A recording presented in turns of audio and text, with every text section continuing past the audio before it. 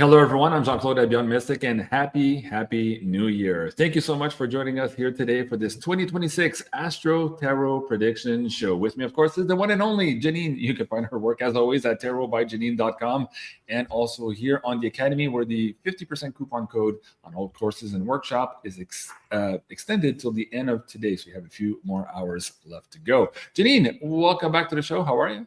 Hi, Jean-Claude. Hi, Astrid. Hi, everybody. I'm doing great. Awesome. I love the purple you're wearing, Janine. Thank you so much, everyone, for joining us. And please join me in welcoming the wonderful ASTRID back to the show. Of course, you can find her now on a weekly basis here with the Beyond ASTRID new show on Beyond Mystic here on YouTube and on Rumble. And you can find her also on the new consultation page here at Beyond Mystic Consultations. ASTRID, welcome back to Beyond Mystic. How are you? Hi, JC and Janine. Thank you for inviting me back here on the show. I'm doing pretty well, very excited to kick off this year and tell you guys more about what this will bring for each and every one of us. So thank you. I'm excited to have you on, and I'm excited to talk about this triple Cassimi that's coming up and all the wonderful aspects here for 2026. You and I have been working behind the scenes here the last couple of days preparing the show for the audience members, and it very much looks like and feels like 2026 is going to be one hell of a year to remember. So thank you, everyone, for joining us here today. Please let us know where you're watching from, and please, of course, welcome back Astrid to the show and Janine to the show here for this brand new year here in 2026. Janine, let me start with you. Astrid's been on the show a couple of times before. We're excited to have her back. We had rave reviews last time she was on the show, and I wanted to give you the opportunity, Janine, to pull some cards here on Astrid's contribution moving forward here in 2026, helping us guide and navigate through all of these astrological components coming up for 2026, and what perhaps the cards might want to say to Astrid and to the audience members here of the importance of the astrology and using that as a toolkit to navigate our crazy world. Janine. Right off the bat, the Queen of Pentacles. I'm assuming that's Astrid's card. Would you say that was true, Astrid? Do you know the tarot? A little bit, yes. And are you an earth sign yourself? No, but I have a Virgo rising, so. Yeah, because she's very grounded. So you're going to bring a lot of grounding, also a wealth of information. So she's carrying a wealth of information. Okay. And feet firmly on the ground and a sense of generosity. So I feel like you'll be bringing a lot and like really giving in your sessions. So that's a good, that's a good thing. We like that. Right. And also though, it feels like you're careful and you proceed with caution. There's not an assuming energy here, not a big ego here. You really bring knowledge, but you're going forward. You might even want to take a little more, like strut it a little more, even because this card says maybe you're even underestimating what you're bringing. Okay, so that's an interesting little message from the universe. We've got the Hanged Man. So I feel like people have underseen you. Like you need to be shared more. I feel like the universe sent you to Beyond Mystic so the world could experience all the knowledge you have here. Right? Like I feel like you've been underutilized and the universe is kind of conspired to put you on here, actually. Yeah. Now, taking us in a new direction as well. So the Page of Wands, you might even have a whole new slant on things that we haven't, like you're going to add this element a creative element that we haven't seen before here on Beyond Mystic. So that's always exciting. The sun, and like there's a joyfulness, a playfulness with the sun. Knight of Cups here coming from your heart, right? Following your true heart. So you're certainly bringing information that's channeled. I feel like the universe placed you here so you could reach more people. So it's like the universe is using you as a tool for information, like they use all of us, right? The universe uses all of us, and we get placed where we need to be so we can be utilized by universal knowing, right? That's what I think anyway. And this Knight of Cups here, so you come from the heart and you follow your heart in what you're bringing. So the only thing I'd say is like recognize what you're bringing and your worthiness. And I feel like that'll come through all the input you're going to get through the Beyond Mystic audience, and just dealing with all the people you're going to like, you're going to be seen by a lot more people, and that's a good thing. Wow, that's a crazy reading. Thank you so much, Janine. Astrid, any comments or further questions for clarifications for Janine? What do you say? Yeah, it's actually, it's crazy because it resonates quite strongly. Definitely what you've said about my self-worth, because my North Node is in the 2nd house, and my self-worth is something that I had to really, really work on during the past couple of years. So actually everything really strongly resonated. So thank you for that, Janine. That's very beautiful. And thank you, everyone, for all the amazing comments for Astrid in the live chat here. You guys are absolutely warm and welcoming. So thank you for that. I really appreciate that. Listen, guys, this is going to be a big show. We're probably in for at least 2 hours. We're going to give you an introduction here of the main alignments for 2026.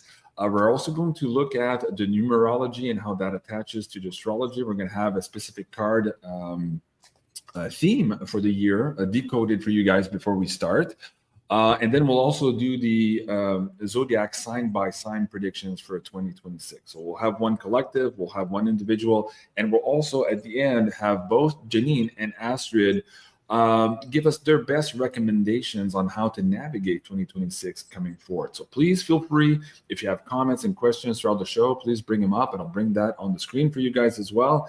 And I do also have some beautiful gifts to give away here today. So let me just put that very quickly on the screen now, so you guys pay attention to all the dates, times, and places we're going to talk about during the show. You might be one of the lucky winners today. This is one of the peace pyramids from Carla at Ascension Organized. This is from the beginner series. We're going to be giving away this pyramid later on in the show.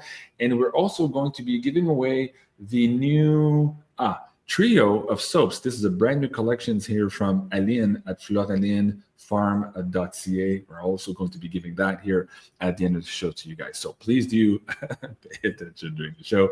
And yes, comments and questions are always welcome during the show. And again, a big thank you to all of you for all the great comments there. Welcoming Astrid back to the show here moving forward. So Astrid, let me just remove the slide deck for now. It'll give us a little bit more space to work with here.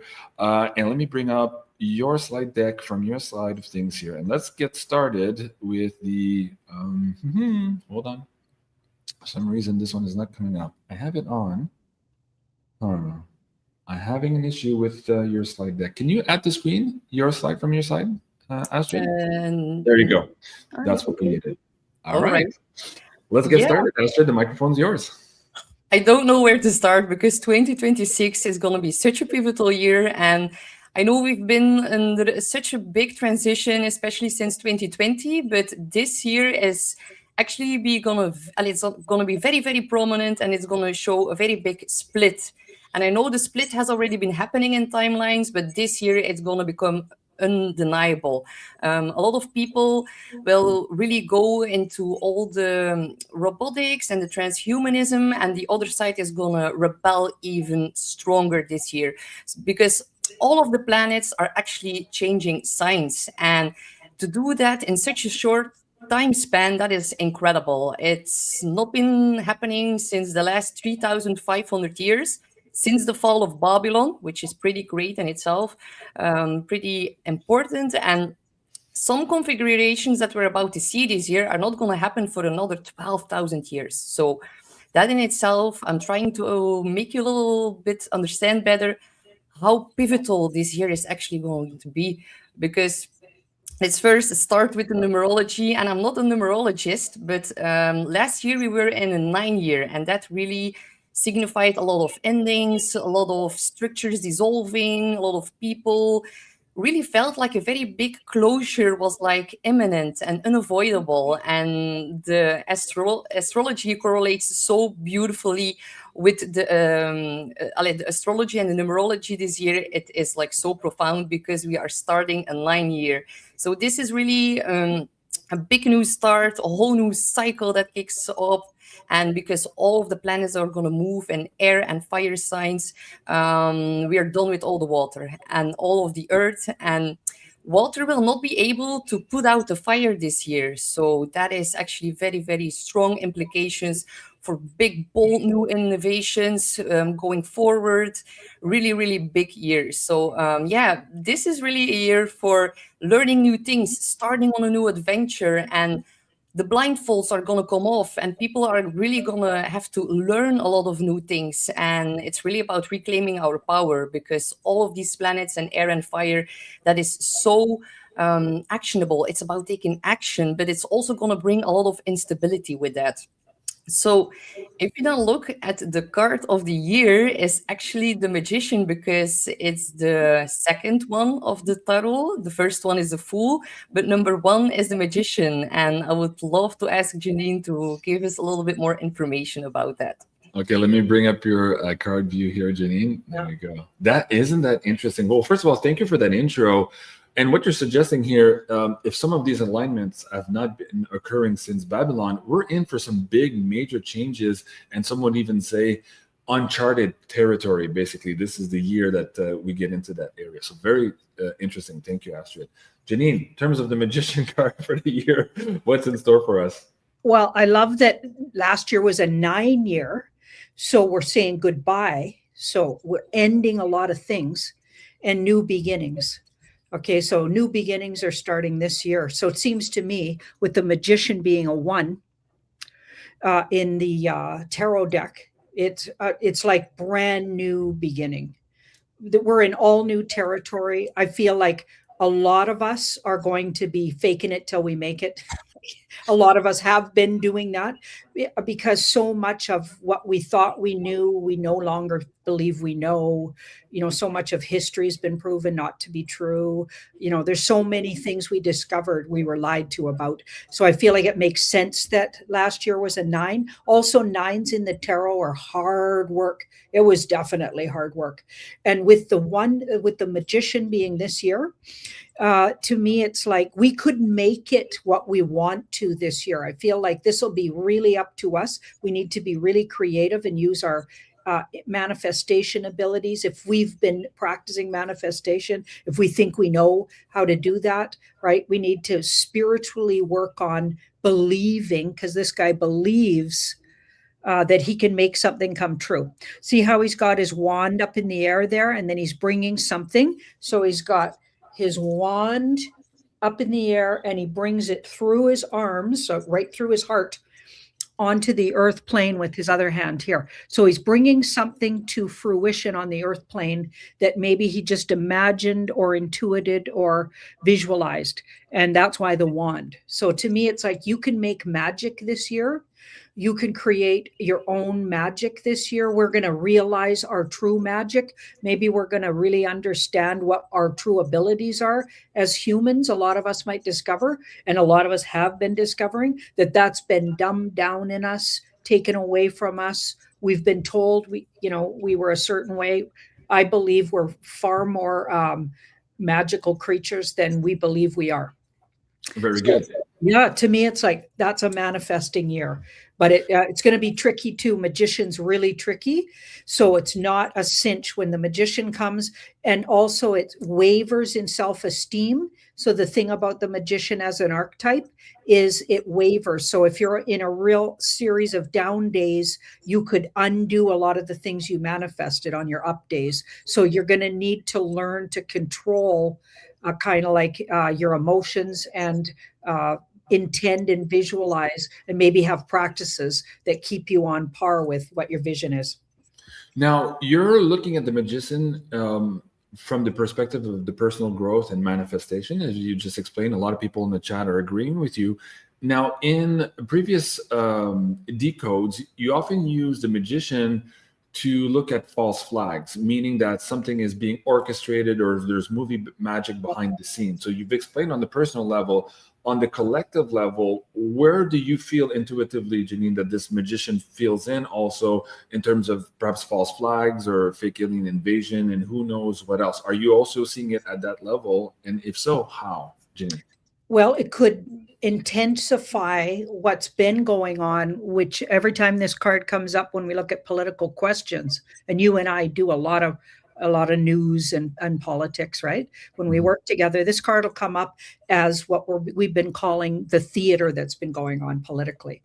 Okay, so it can be about false flags. It can be about things that fooled you. We're going to really need to pick through how we've been fooled and how we've manifested understanding that. Like the foolery is going to be in our face so intensely, I think, with this card as the card of the year, that I think you'll either really learn how to see it and see through it if you haven't already learned that, and a lot of people will start catching on that they've been fooled. Okay, so I feel like that being the card for the year, there will be more trickery and foolery. Okay, and we'll have to be really careful and really keep broadcasting and talking about and decoding what's really going on, because that won't end this year, not if that card's the card of the year. Okay, very good. Astrid, anything else you want to add before we get to the next segment?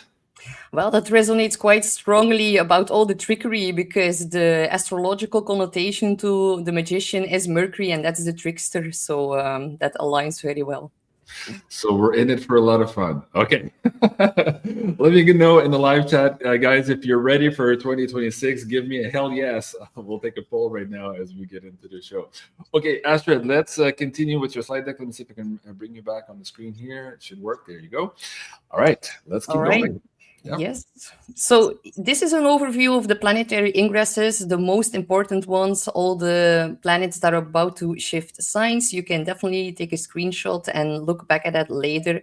I'm going to go... and on that, hold on just a second, Astrid. Yeah. On that note, will it be possible after the show for the people who maybe want the presentation, can I put that as a PDF, maybe on our website, people can download? Okay. Of course. We'll ask Coco also to put a link below the video, guys. So maybe after the show, you'll be able to see the link and you can download her presentation.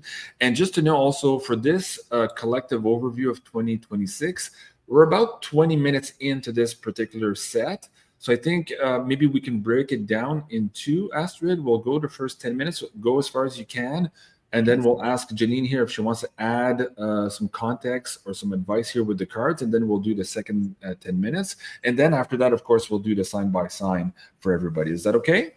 Yes, that's okay. All right, let's keep going. Okay. So all the planets move from yin to yang. So it's really about taking action this year. And we're going to start off the year with, of course, January. We're seeing right now actually a very big triple conjunction happening in the sign of Capricorn. So if someone comes onto your path and makes you a very beautiful offering, whether that's in business or in love, take that with both hands, because that could prove to be of stability for the long term. So very beneficial energy. But later in the month here, we're going to see all these planets one by one start to conjunct with Pluto. And of course, Pluto is the planet of power and death and rebirth. And Pluto is, of course, in Aquarius. So the big rebellion is really going to be massively triggered already this month. And then, of course, the headliner of the month is Neptune in Aries, and that is our first very, very big shift that we are about to see. And of course, Aries is cardinal fire, so we're actually in for a massive initiation in cardinal fire. So, but be wary, because Neptune is now at its 29th critical degree. So a lot of people are not seeing the whole truth. We do not know the full story, but that is about to change once it shifts over in action in Aries. So it's about taking action and really about, unfortunately, war as well. In historic cycles, we've seen that coming up again and again. And I'm going to touch on war quite a few times because it's one of the major headlines of this year, unfortunately. But Aries is very fearless. So it's about standing up, speaking your truth, and taking your power back. And we're definitely going to see that play out on the world stage for sure. And that is going to intensify a lot of that. So here you can see, like, it's about awakening all of our inner courage to act on what was only imaginable or present within our dreams. So actually on a personal level, also with Saturn co-joining Aries, there is beautiful energy to tap into to really make our dreams come true. So that is actually quite profound. So in February is going to be a very, very big month. We're going to see the stellium in Aquarius. It's about a rebel. It's about also innovation, change, sudden, exciting revelations as well. And that is definitely going to trigger a whole lot of rebellion. So prepare for that, because whenever Saturn enters Aries, and I'm actually quite happy to see that, even though Saturn doesn't like to be in Aries, Saturn has a refraining and blocking effect in the sign of Aries, the sign of war. So definitely we're going to see the war themes intensify, but I do not expect a World War III at all, but we're going to see some kind of contagion and all of the conflicts. But Saturn is going to punish those who are really going to start war for the sake of war. So actually, that is a rather positive sign with all of what is going on. So, but Saturn in Aries is very mature, very disciplined. And Aries is actually the child of the zodiac. So it's like saying to a little child, file in my taxes, do all of my paperwork. We cannot expect that to go well. But definitely on a personal level, it's very, very good to add more structure to your fire. So we need to build something lasting from our inner fire, and Saturn is definitely going to help us with that. And it's about learning a lot of new things. Yes, a trial by fire. That is correct. So if we then look, we're going to have a solar eclipse in Aquarius, the first one of this year, and this one is going to be extra spectacular because it's going to square its ruler Uranus, and your Uranus, of course, belongs to Aquarius, and that is all about change, innovation. It's also about like all the weird things becoming quite normalized, also because this year, that's very positive, the North Node is going to shift into Aquarius, so we're going to be allowed to wave our woo-woo flag, to really display all of our special talents, but this one is definitely going to cause some kind of rumbling, definitely on the world stage as well. But this is definitely about very sudden geopolitical change as well. And it's going to give us some kind of instability and shocks to all of the Taurus themes as well, which is, of course, finance, security, and our values. After that, these two are going to make a conjunction, and that always correlates to big falls of empire. Disclosure of UFOs. The last time we saw these flying sorcerers over Washington, and there was a whole lot about UFOs and things in our sky. And of course, Aquarius is also about our sky. So we can also see a lot of storms, frequencies, new frequencies that are about to heal us. So that is very, very positive as well. And then we see the first Mercury retrograde. So not the best time to make any decisions. In the sign of Pisces, is going to be extra emotional and about our spirituality and our intuition. So reflecting on that. March is a rather, it's a calmer month, even though we have an eclipse. We already are in the Virgo eclipses, and we are now wrapping that up. We're going to see one last eclipse in 2027 and one this year. And Virgo is, of course, about the working class. It's also about our physical health. So definitely major themes that are going to get triggered during this one. Then, of course, we have the real new year, the spring equinox. So that is then a time to really reinvent yourself and prepare yourself, because the month of April is going to be quite intense. We see a stellium in the sign of Aries. I'm going to show you the chart for that. I didn't include a lot of charts, but this one is especially potent. It's all about, there's an enormous energy and a boost and courage, survival, very raw, initiatory fire. It's a little bit complicated, but definitely Mars also in its home sign, it's going to fuel a lot of action.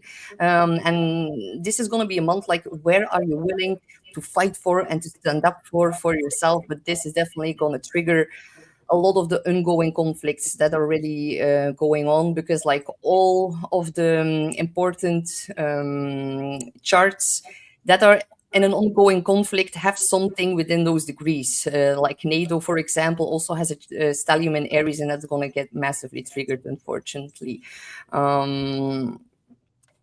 Uranus is then also in the same month going to ingress into the sign of Gemini. And that is going to be a very, very big one. Uranus is really going to do some, communication revolution. It's also about frequencies, new technologies. I think we're going to see some kind of new power source coming through. This is going to cause major instability as well.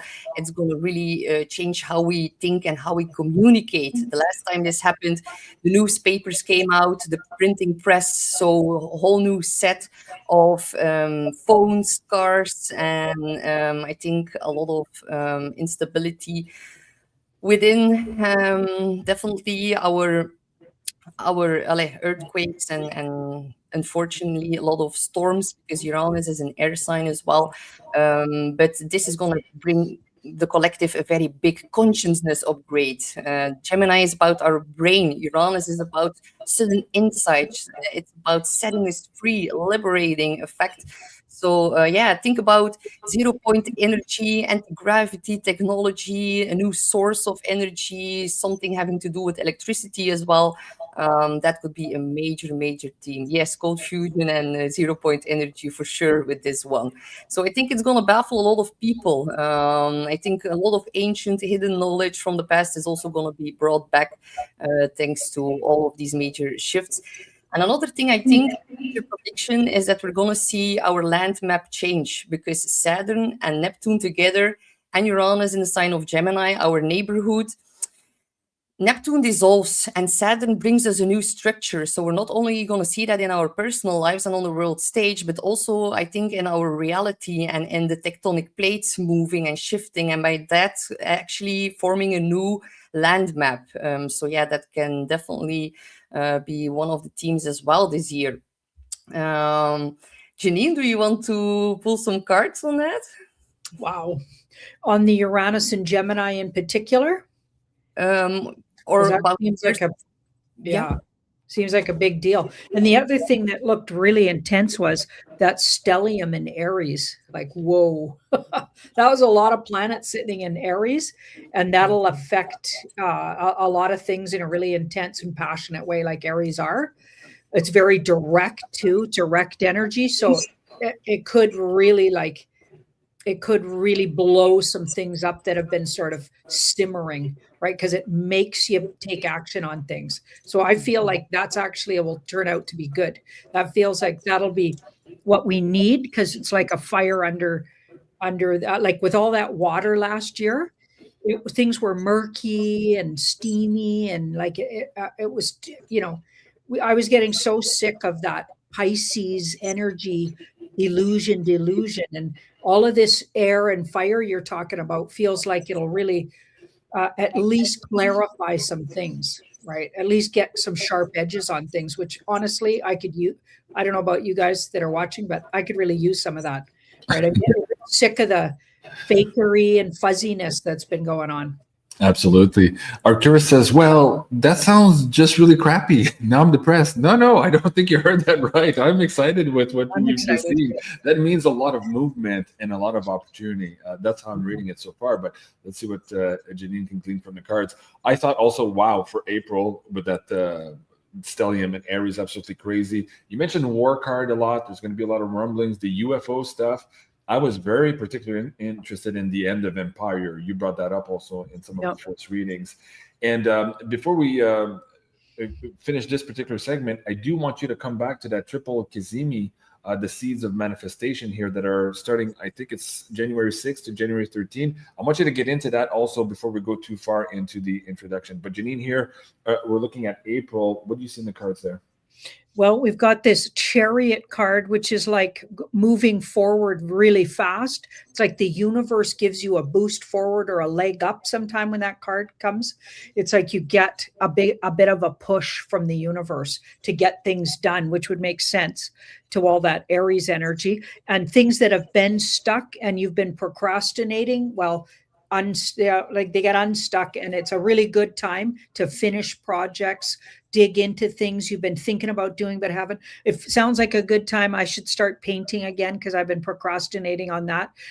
Like things like that. It's time to like make a move on things you've been just talking about for a really long time. So that's pretty exciting. Now we've got the 7 of Swords. I think it'll really affect, and now we could be talking about that Uranus Gemini situation you were talking about. So was that what it was? What was that? Just before we went to me, what were we talking about? Gemini was in Uranus? No. This Yes, one. Uranus and Gemini. That's Yes. it. Okay. So that feels like what this might be talking about, because to me, Gemini is a lot of communication, right? It's in the 3rd house. It's about the communicator. So the way we've been communicated to, the way the media has been communicating with us, obviously we've been lied to for years, even all through 2025, even though I believe a lot of white hat alliance was more in charge than you might have known in the background, we were still getting psyoped and lied to and communicated to, in ways that weren't clear and direct. Okay, so I feel like a little bit of change there.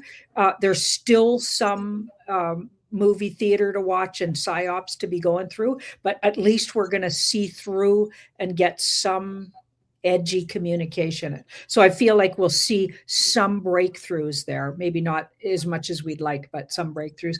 And all in all, though, with this 9 and this 10, we're going to end how hard it's been. So it doesn't completely turn into an ease. It's still a lot of difficulty, but we're going to see the end, and we're going to see the light at the end of the tunnel of the difficulty. And to me, I'll settle for that. I think we all will. Thank you, Jenny, for that. Yeah, so Astrid, go back to January. You're talking about this triple conjunction and how that is perhaps the best possible scenario for people who just want to do what Janine is saying here, planting seeds and start manifesting for 2026. Can you just revisit that and explain that to the audience? Yeah, of course. Do you want me to show it on a slide? Sure, if you want to. All right. I cannot seem to click it on stage. I can hear. Yes. There you go. All right. So let's go back to January. So actually, we're under this energy right now. On the 6th of January, the Sun and Venus are actually going to make a cazimi. So and Venus will make a superior conjunction to the Sun, which means that she's going to pass behind the Sun and she's going to get reborn. So whenever Venus gets reborn from a morning to an evening star, she is less focused on herself and she becomes more focused on other people and on relationships and on bringing balance into relationships and partnerships and all of that in the sign of Capricorn for the long haul. But on top of all of that, the day after, on the 8th of January, Sun and Venus, the cosmic Sun and Mars are going to come together, but also Mars and Venus, and they are the cosmic lovers. So after Venus is getting reborn in the heart of the Sun and becomes more focused on relationships, she's then gonna meet Mars hand in hand. So that is again very beautiful energy to make new relationships, form them, deepen them, new attractions, a lot of passion in the air, and then after that the Sun and Mars are going to come together, and all of that happens within the same couple of days. And to make it even more profound, they're going to make an opposition to Jupiter. So Jupiter is actually right now, and it's in midpoint of the retrograde, so a very important time for Jupiter. The beneficiary, he's very benefic, the great benefic, and he's going to expand and amplify all of that massive positive energy. But of course, the sign of Capricorn and what we're seeing now in the world is also like generals and the government. So that's why we're seeing such a burst of energy on the world stage right now. But in our personal lives, this can be a very beautiful time to tap into things that really are going to pour a new foundation for the long term. So very, very beautiful energy. Excellent. Thank you. Do hard work. Sorry. Excellent. Thank you, Astrid. Now, there are a few people in the chat who are saying, well, Astrid asked Janine about earth changes and the cards didn't go there. So did you want to do a redirect on that, Janine? Sometimes the cards just want to say something completely different. Did you have a feeling also about any of these earth changes? Do you want to go back to that segment, or do you want me to just move forward? What do you think, Janine? Okay, I can't remember that question, but yeah, tell me again what was asked.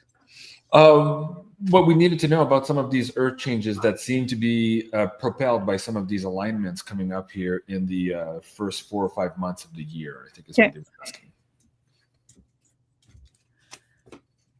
Yeah, so that's a big yes, there will be. And both of these are air sign cards. Swords are thoughts and words, and air sign.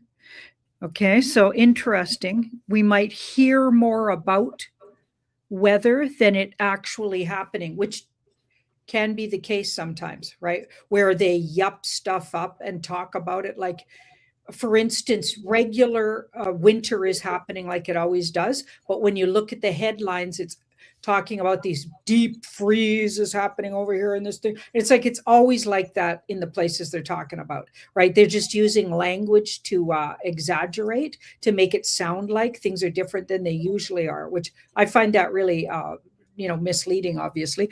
And that's maybe what this is saying here. Okay, and this card is a misleading card. So I don't know if we literally will see big earth changes. It feels like it's more they're going to talk about it, but there's this card tells us what's really happening, and that's the Three of Pentacles, kind of like built on a firm foundation. I am honestly not seeing it. It looks like they talk about it like it's going to happen, and then it comes right up to the edge of it and then doesn't happen the way they're. So we might get some really big reports about this thing's going to happen, this thing's going to happen, and then it turns into a nothing burger, which we saw a lot of that last year. Right. And it could be also, Janine, remember just at the end of the year, Bill Gates came out and said, yeah, global warming thing, it's not really a thing anymore. And everyone's like, what are you guys talking about? It was supposed to be this next big psyop. And now he kind of like, blew it out of the water. So maybe we're going to revisit that in 2026 and see how those were all scams also on top of it in some of these communications. Okay. Thank you for that, Janine. Let me bring up, Astrid, your slide so we can go back to, I think we were in June, Astrid? Let's continue there. Okay. I would need to do part 2 now of the slides. Oh, the other one here? Okay, hold on. Let me remove this one and go to this one here. There you go. Yes. So I know the first half year is going to be a little bit more intense, especially in February and April. But do not worry, because it gets better during the summer. So here is the more positive news. Venus is going to be conjunct Jupiter. So on June 8th, mark that in your calendar, because the two benefics are going to make a conjunction in the sign of Cancer. So very, very positive energy. Venus is love and beauty, and Jupiter expands everything. So that is, gratitude, feeling very good, more being generous, love and warmth, especially within your emotions and within your family. On June the 12th, Uranus is going to square the lunar nodes. So that means that Uranus will be bending the nodes of fate. And that is very special, because Uranus is about change. And it's like we are going to be at a split of timelines. And it's like the past and the future are going to be interfering. And it's going to create some kind of shakeup. And by that, will bring a big innovation and change. It's really destiny here. But Uranus, it's about liberation and feeling free and all of these themes. So that is also a very special configuration this year. And then on June 19th, Chiron will enter Taurus. So if you are a body worker, a massage therapist, a herbalist, if you work towards healing people and their body, your work is going to expand massively. During the summer, Chiron, our soul wounds, are going to enter Taurus, the sign of the body. It's also about security and finances, Taurus, and Mother Earth. We really need to change the wounds and heal the wounds within our body, but also of Mother Earth. And that is going to become a very big theme. So working with crystals also belongs to Taurus, can be very, very helpful for healing those wounds within the body as well. Then, of course, we have the summer solstice, very beautiful time as well to do a reset. And then we see the other Mercury retrograde in a sign of Cancer. So all the Mercury retrogrades this year will be in a water sign. So it's going to become more reflective, more emotional, more sensitive. Definitely a very big reassessment and reviewment of our emotions and also our home and family, and readjusting some dynamics in that. Then The most positive thing of the entire year, honestly, in my eyes, is Jupiter entering the sign of Leo. So we have a fire planet in a fire sign. That is going to boost our self-expression, courage, and heartfelt emotions massively. But Janine, as you already saw in the cards, of course, on the world stage, Jupiter and Leo, like we've seen a lot the past few years. But this is going to take it to a whole other level, because Leo is the sign of the stage and Jupiter amplifies everything. So yeah, that is going to definitely be undeniable. But also, of course, Jupiter, it's also about religious figures. So we're going to see more new religious figures coming forward on the world stage. We're also going to see that the world leaders are going to act more charismatic as well. And definitely a big shift in that. But this is very joyful expression. It's confidence that expands. It is really joy becoming your guiding force in life and really following the things that make your heart sing. So that is so beautiful, especially if you're a fire sign or a Sagittarius. Your chart ruler is going to trine you in another fire sign. That is so, so beautiful. And yes, the fire horse, that correlates also so well. And we are still in the year of the snake until the 19th or the 17th of February. And it's going to shift over while we are seeing this eclipse in Aquarius. And yeah, the fire horse is really momentum, gaining forward. Yeah, really just a lot of improvements and really taking action as well. So that correlates very strongly to the astrology this year as well.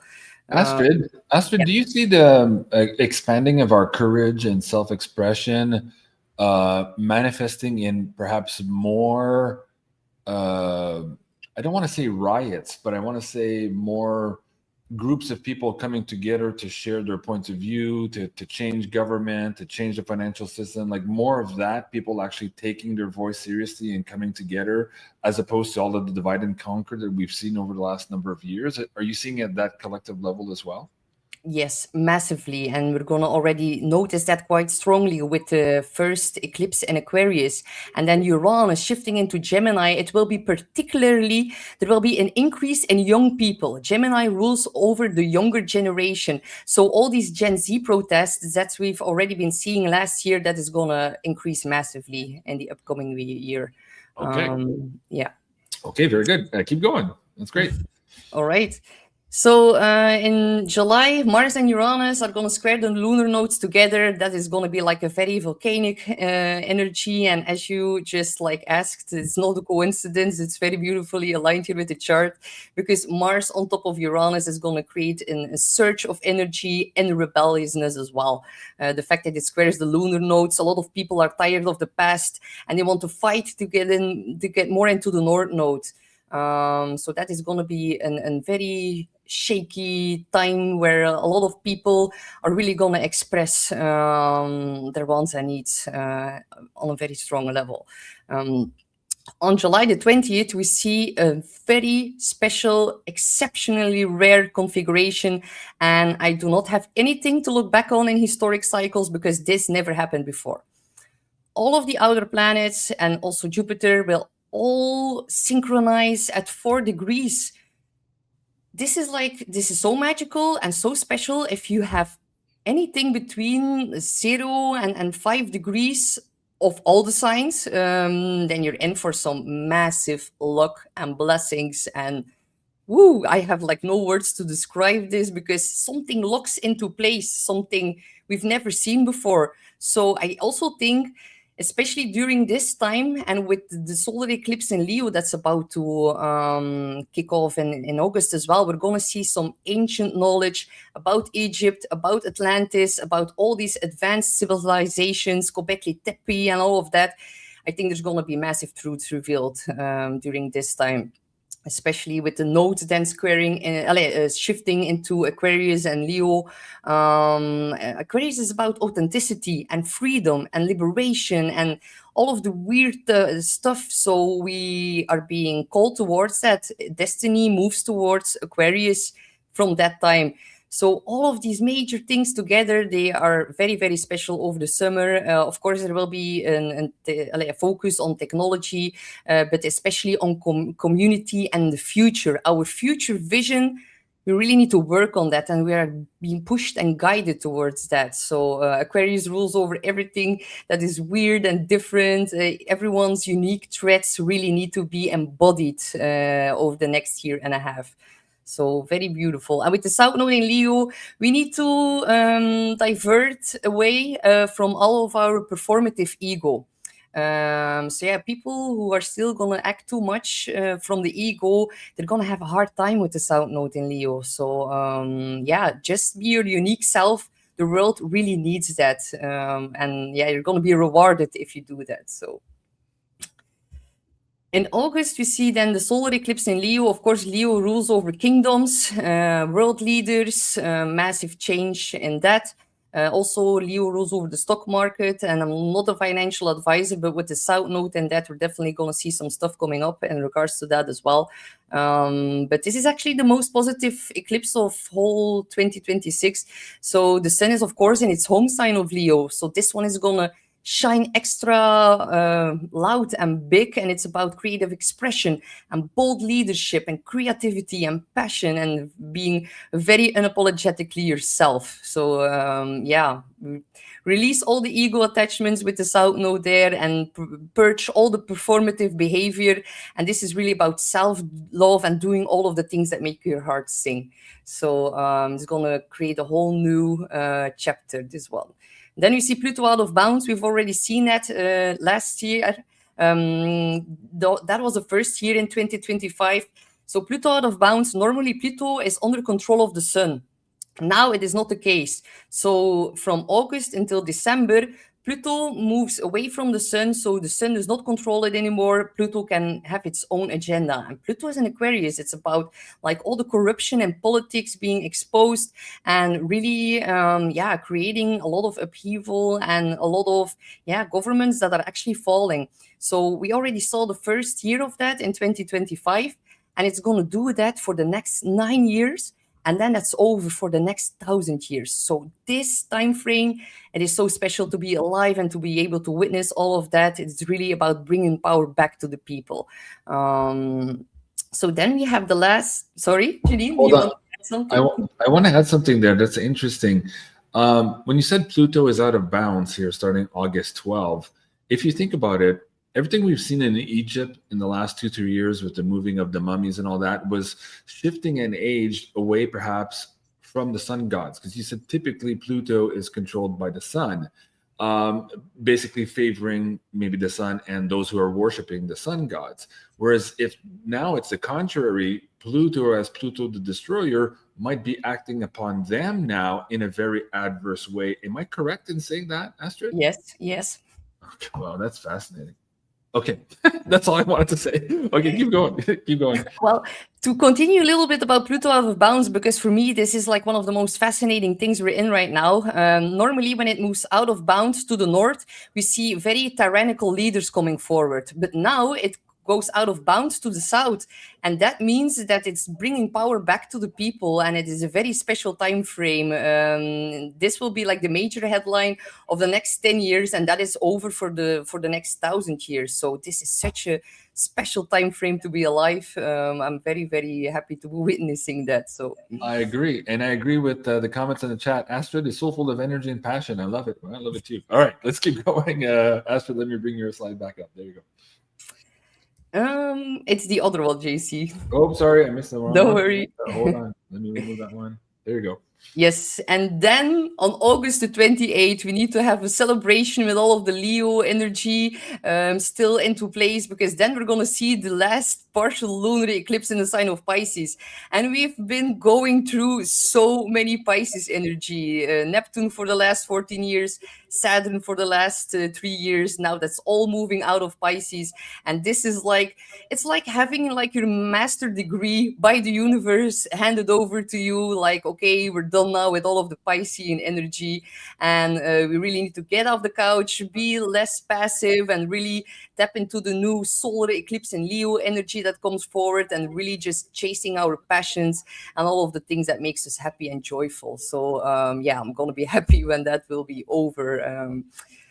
So then in September, we have the autumn equinox, and Mars will enter Leo and Mercury will also enter Scorpio. And I'm going to touch a little bit more on that in the next months, because that is of great importance. We're going to see Venus retrograde in Scorpio. Scorpio is the most intense sign of the zodiac, of course.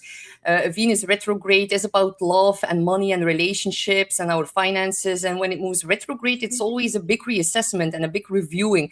But in Scorpio, it's about secrets. It's about intense power dynamics. It's about the deep state. And the big news is that it's going to square off to its ruler, Pluto. So major scandals, major things being revealed. This is going to be a particularly intense period. Be very, very careful with investments. Although I'm not a financial advisor, but I would not be making any big investments. Do not gamble with all of that Leo energy as well. We're going to see people getting addicted to gambling. And you're going to need to be very, very careful with that as well, with all of the Leo energy that rules over casinos, and all of that is going to be highlighted as well this year. But if that isn't enough, we also see a Mercury retrograde in Scorpio on top of the Venus retrograde. So 2 retrogrades at the same time in the most intense sign of the zodiac, squaring off to Pluto. That is like going to be a very intense time during... So big destruction, financial and financial scandals coming out, the connection between how all of the energy and the money have something to do with the rulership of the country, all of that being dismantled here, or at least being exposed in October is what you're saying. Does that make sense? Yes, and we're going to see problems with the bank during this time, yes. So yeah, use your finances very, very smart, and it would be very smart to invest in things that you can actually hold, precious metals and all of that. That is going to be very important as well, of course. And then on October the 31st, we have Samhain, so the veil gets thinner, and we're going to be able to tap into the energy and connect more with our ancestors. So in November, we see the Mars pre-shadow phase. Mars is not going to go retrograde this year, but it's going to do that next year in January of 2027. But we already are going to feel that energy coming in during the fall. So whenever Mars retrogrades, our energy slows down. Make sure that certain conflicts do not employed inside. It will be very, very important to work on our deep wounds.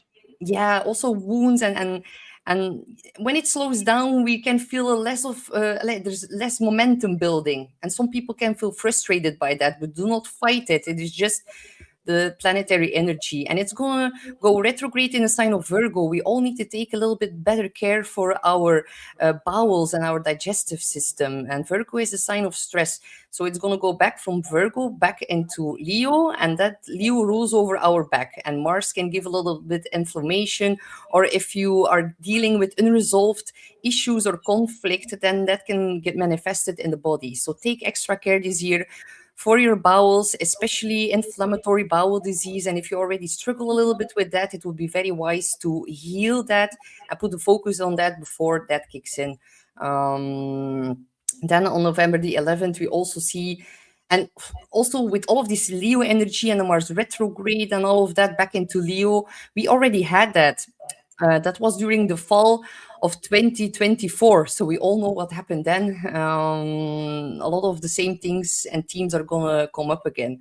Of course, Leo is also a sign of leadership, a lot of things being revealed, and Hollywood is going to die even more under all of these aspects. Celebrities are going to be under major scrutiny the entirety of 2026 as well. And we can be actually surprised even more by certain people and what they're doing. So yeah, definitely also something to be mindful about, and also about old conflicts resurfacing from the end of 2024, also on the world stage. But then, sorry, Nope, keep going. All right. Then on November the 11th is also a very special one. Mars, Jupiter, and the South Node are all going to conjunct in Leo. And we're going to see that aspect happening 3 times due to the Mars retrograde. So it will be triggered more often. That's why it's actually also an anomaly. So it's about past patterns around power and pride that are being activated. Overconfidence is going to get exposed. Something is going to reach its peak in that. Yeah, a lot of drama in royal families as well. Major chaos also with like speculating and gambling. So I really advise you to be a little bit more mindful about that. But definitely on a personal level, Mars Jupiter together can give a lot of expansive energy, but also expansive like assertiveness, directness, bluntness. But the sign of Leo is of course also about our passion projects and about creativity being boosted as well. So if it makes trines or squares in your own natal chart, that is of course a very big difference, but overall can be very, very positive. And on a personal way, and with the South Node, it's like passion projects from the past that are getting massively reignited. So that is also very, very beautiful. And then to end the month of November, we have a Mercury and Venus retrograded that ends. And then in December, Venus will re-enter Scorpio and she will wrap up her Scorpionic retrograde phase in the middle of December. Then that energy will be over. But be very, very careful about like changing something in your relationships. I would not marry under this aspect unless you have a Venus retrograde in your own chart. I would also be very, very important with money issues, with secrets. Yeah, it's just going to be a very major theme here in Scorpio. And then we have the winter solstice. So the summer is going to be pretty great if you ask me. And that was a confirmation, I guess. So very good. Okay. Thank you for that, Astrid. A couple of things there. Before I ask you questions about the second half of the presentation there, a few people in the chat said, hey, did we miss the month of May? And I think maybe we did. Do you want to go back to the chart? Let me see if we can bring, or was it not on the chart? What happened? I actually left May out to save some time because it was, there weren't very big configurations like the other months that I saw. So I left out May and another month as well. I think September. Yeah, just to save us some time today. Okay.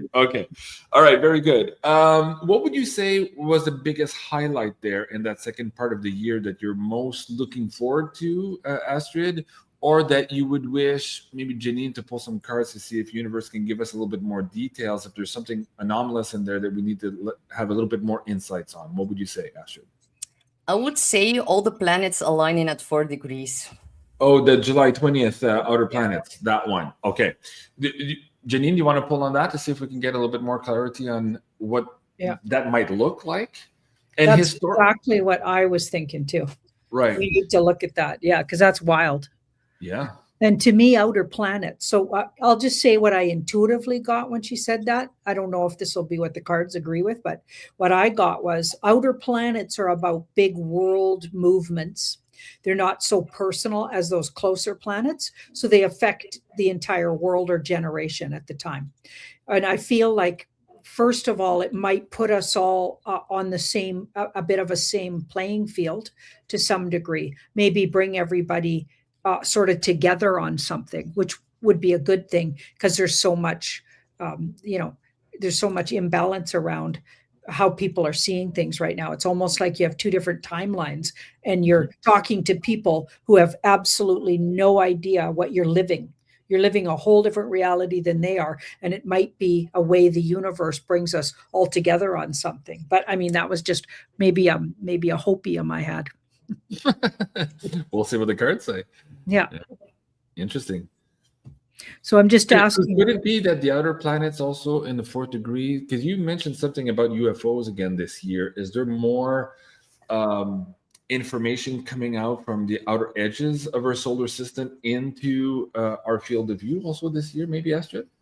Definitely, because Uranus is the planet of the air and everything that's going on in our sky. And then Gemini is our local environment. So it's like it's bringing it in very closely to witness.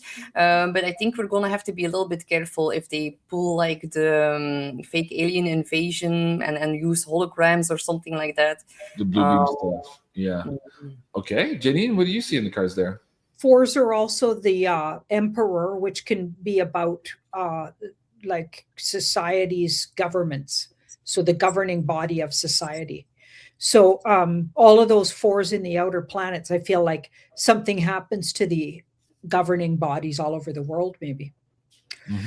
So the Wheel of Fortune. So this happens. So something turns and goes from maybe the bad guys being in charge to the good guys. Because when you look at this wheel, we've got this demonic figure underneath now, and the more spiritual aligned figure on the top here.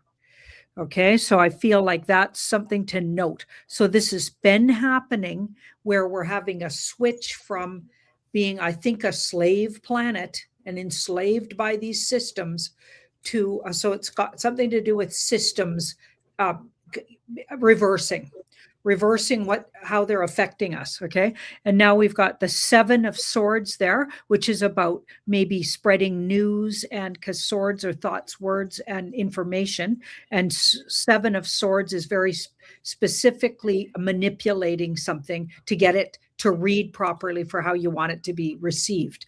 Okay, so it can be very manipulating how you say things, and of course that could be a good thing or a bad thing. That's sometimes it's important to use your words carefully, but other times you're literally manipulating to spin, right? So are you spinning it, or are you? So I think the way things are spun take a big change. So this could have something to do with the who rules our social media and our media systems.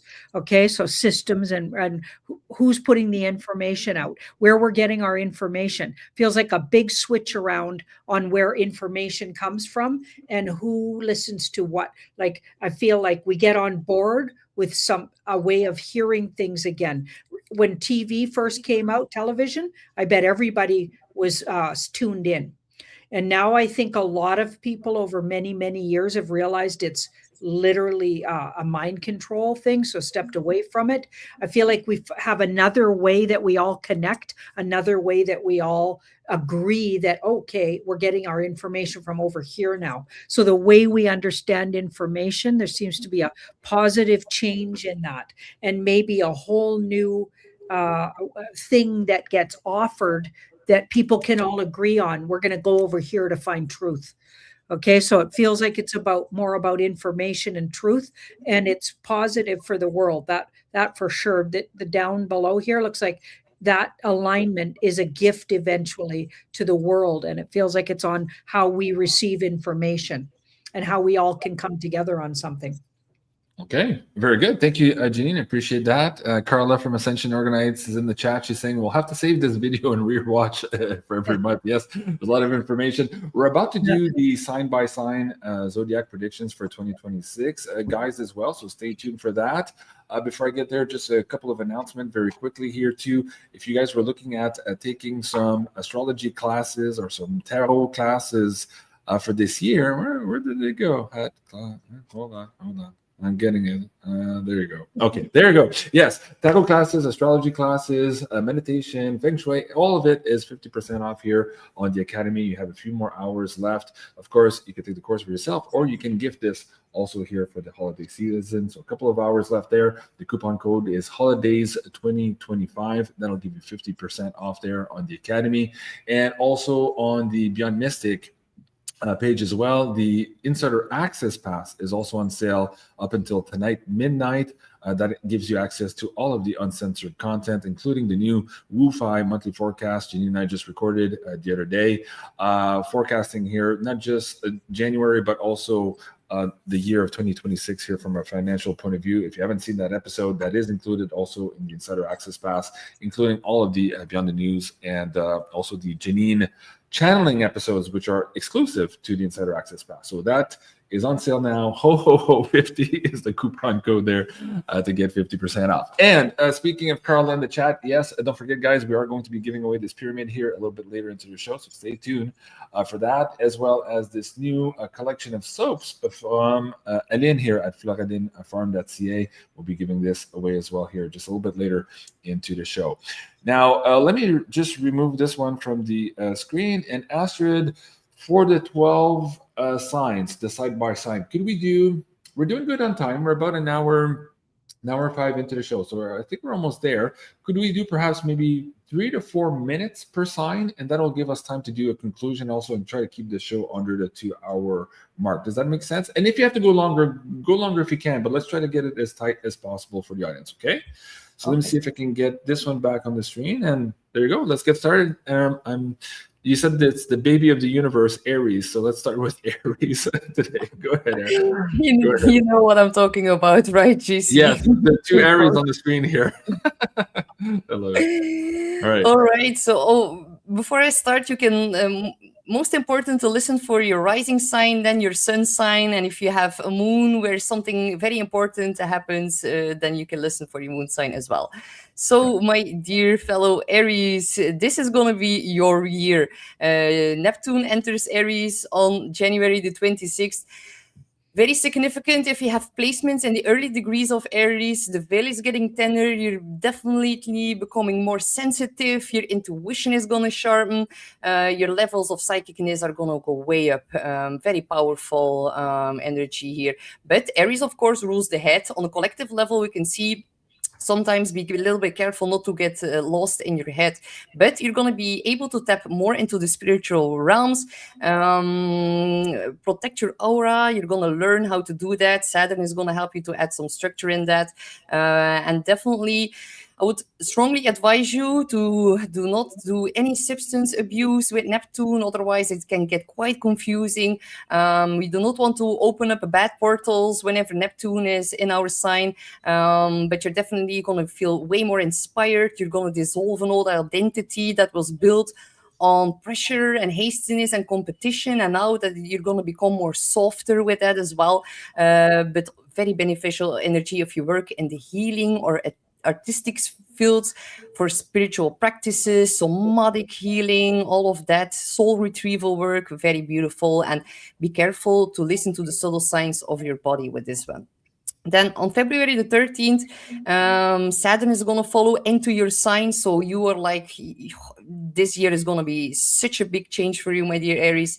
But with Saturn in your sign, you're going to mature. You're going to grow up even more. Saturn is not a walk in the park. It's structured discipline and maturity, but it's time to take your fire and potential very seriously. And Saturn is going to help you with that.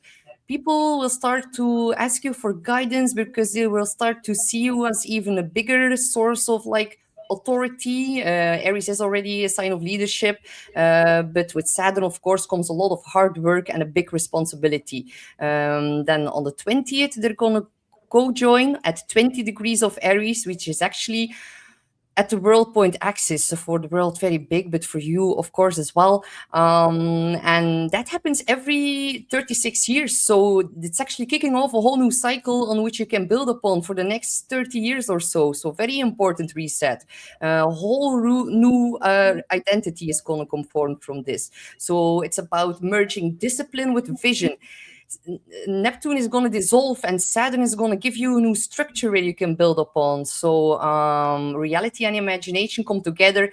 This is the transit to make your dreams come true. What is the cycle, the 36 years restarting? Explain that a little bit more, Astrid. Neptune and Saturn are going to make a very big conjunction, and that happens every 36 years. So this is a whole new kickstart. This very, very rare energy that is being displayed here in the sign of Aries. And is there a specific aspect or house in which this happens that Aries can focus on? For example, is it more in the family? Is it more in business and relationships? Or is it across the board for you to choose? What do you see? It is in their first house if you're an Aries rising. It is in Aries if you are a sun sign Aries. Okay. So it happens in the first house here for an Aries rising. Okay. So yeah, dreams need structure and action, and you're gonna turn your fantasy and imagination into form, especially very good for confidence and self-trust and building new foundations in that. Then, of course, Mars is, of course, your chart ruler, so it's your most important planet because it belongs to you. So get ready for April. Everything is going to accelerate. You're going to have a stellium of 7 planets in your sign. Your will is going to be tested. Your energy is going to return. You're going to become more focused. It's like full force ahead for you, my dear Aries. So, yeah. You're going to rediscover what you're truly committed to and what you're passionate about, and you're going to take a whole lot of action on that. Be mindful about April the 17th. Mars and Saturn are going to make a conjunction in your first house or within your sign, and that is actually a bit of a more challenging time. But I'm going to talk more about that in the weeklies or the monthlies. And the second half of the year is going to bring a lot of momentum whenever Jupiter is going to enter the sign of Leo. For my Aries rising, that is in the 5th house of joy, fun, creativity, passion, romance, children, and it's going to make a trine towards your sun, moon, or rising. So very beneficial energy. You're going to have eclipses there as well. So yeah, that is indicating a good time and expansiveness in love, romance, attraction, or having a child, or finding a new creative hobby. So that is very, very positive. How much time do I have left? Because I do. You're almost there for that sign. Maybe concentrate on the 3 biggest aspects for the year. Of course, you're going to be doing the weeklies and the monthly shows afterwards. We're going to be diving more and more into it. But just give everybody a little bit of a taste of maybe those bigger moments here coming up for each of their signs for 2026, Astrid. All right. So during the fall, Mars is going to start to slow down in your 6th house. Then you need to be a little bit more careful about burnout and about your health during this time. Do not overburden yourself with responsibilities. Take some time off if you feel you need that. And then, of course, we also have Uranus moving into your 3rd house. That will happen on January the 26th. That is going to be a major consciousness of upgrade. Uranus in the 3rd house gives like electrifying thoughts, sudden genius insight, a little bit of unpredictability on the road as well. So be mindful. But definitely Uranus in the 3rd house, you're going to be a little bit more radical in your speech, and you are already quite blunt and outspoken. But it's going to give you a lot of new ideas to build further upon. So yeah, Uranus is also going to make positive aspects towards Aries. So that in itself is also very, very positive. So yeah, Aries, this is going to be one of the most important years of your life. Enjoy it. I love it. Okay, I'm excited. Janine, why don't we do this for each of the zodiac signs? I'll have you do a redirect. Maybe you could do a 3-card pull, and you can choose how you want to ask the question, if there's a specific alignment or just general advice. You tell us what you want to do here. Let's do general advice from the universe for that sign. Okay, very With good. 3 cards, I think that'll work best. Okay.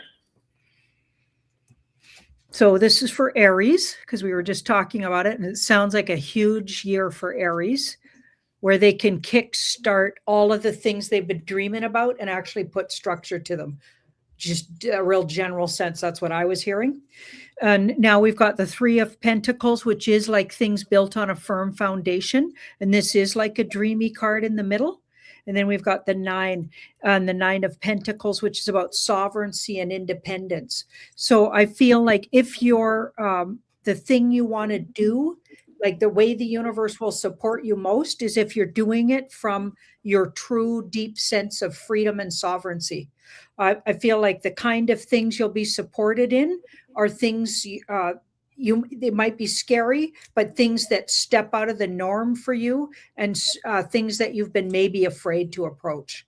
Okay, so you'll face your fears and do the things you've always wanted to do, but were afraid you couldn't do them for a lot of reasons, like the way the world was, how others would see it. All of those things won't matter anymore.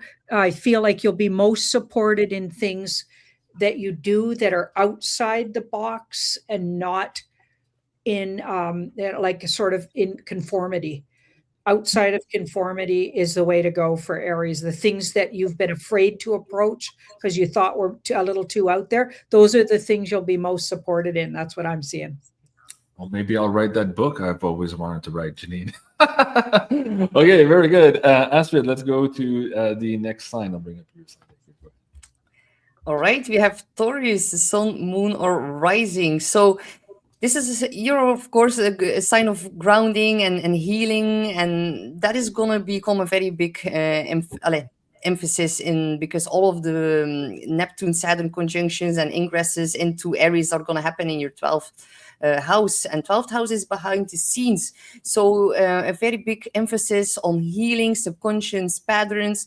A lot of, you're gonna be able to remove a lot of that and work through that, because Neptune, it dissolves, and the 12th house is of course a very strong spiritual house. Neptune belongs traditionally in the 12th house, so it's a sign of spirituality and tapping into the unseen realms. It is about your dreams. You're gonna have way more vivid dreams here with that, and also Saturn then is gonna ingress into the 12th house. Something in your sleeping cycle is going to get restructured as well. The biggest one also is that you're going to have eclipses activating your 10th and your 4th house this year. So you're going to have some kind of promotion or a greater visibility, and with that also comes a lot of change at home and within your family. So yeah, it's like your career trajectory is going to be shifting, especially whenever Uranus also ingresses into your 2nd house in April, the house of money. It's going to make a trine towards Pluto in your 10th house, like taking the power and the lead in your career, and a very intense rebirth coming in that. The fact that these two are going to trine major changes in your career, and with the eclipses and in your finances, there's going to be a very, very big welcoming change with that.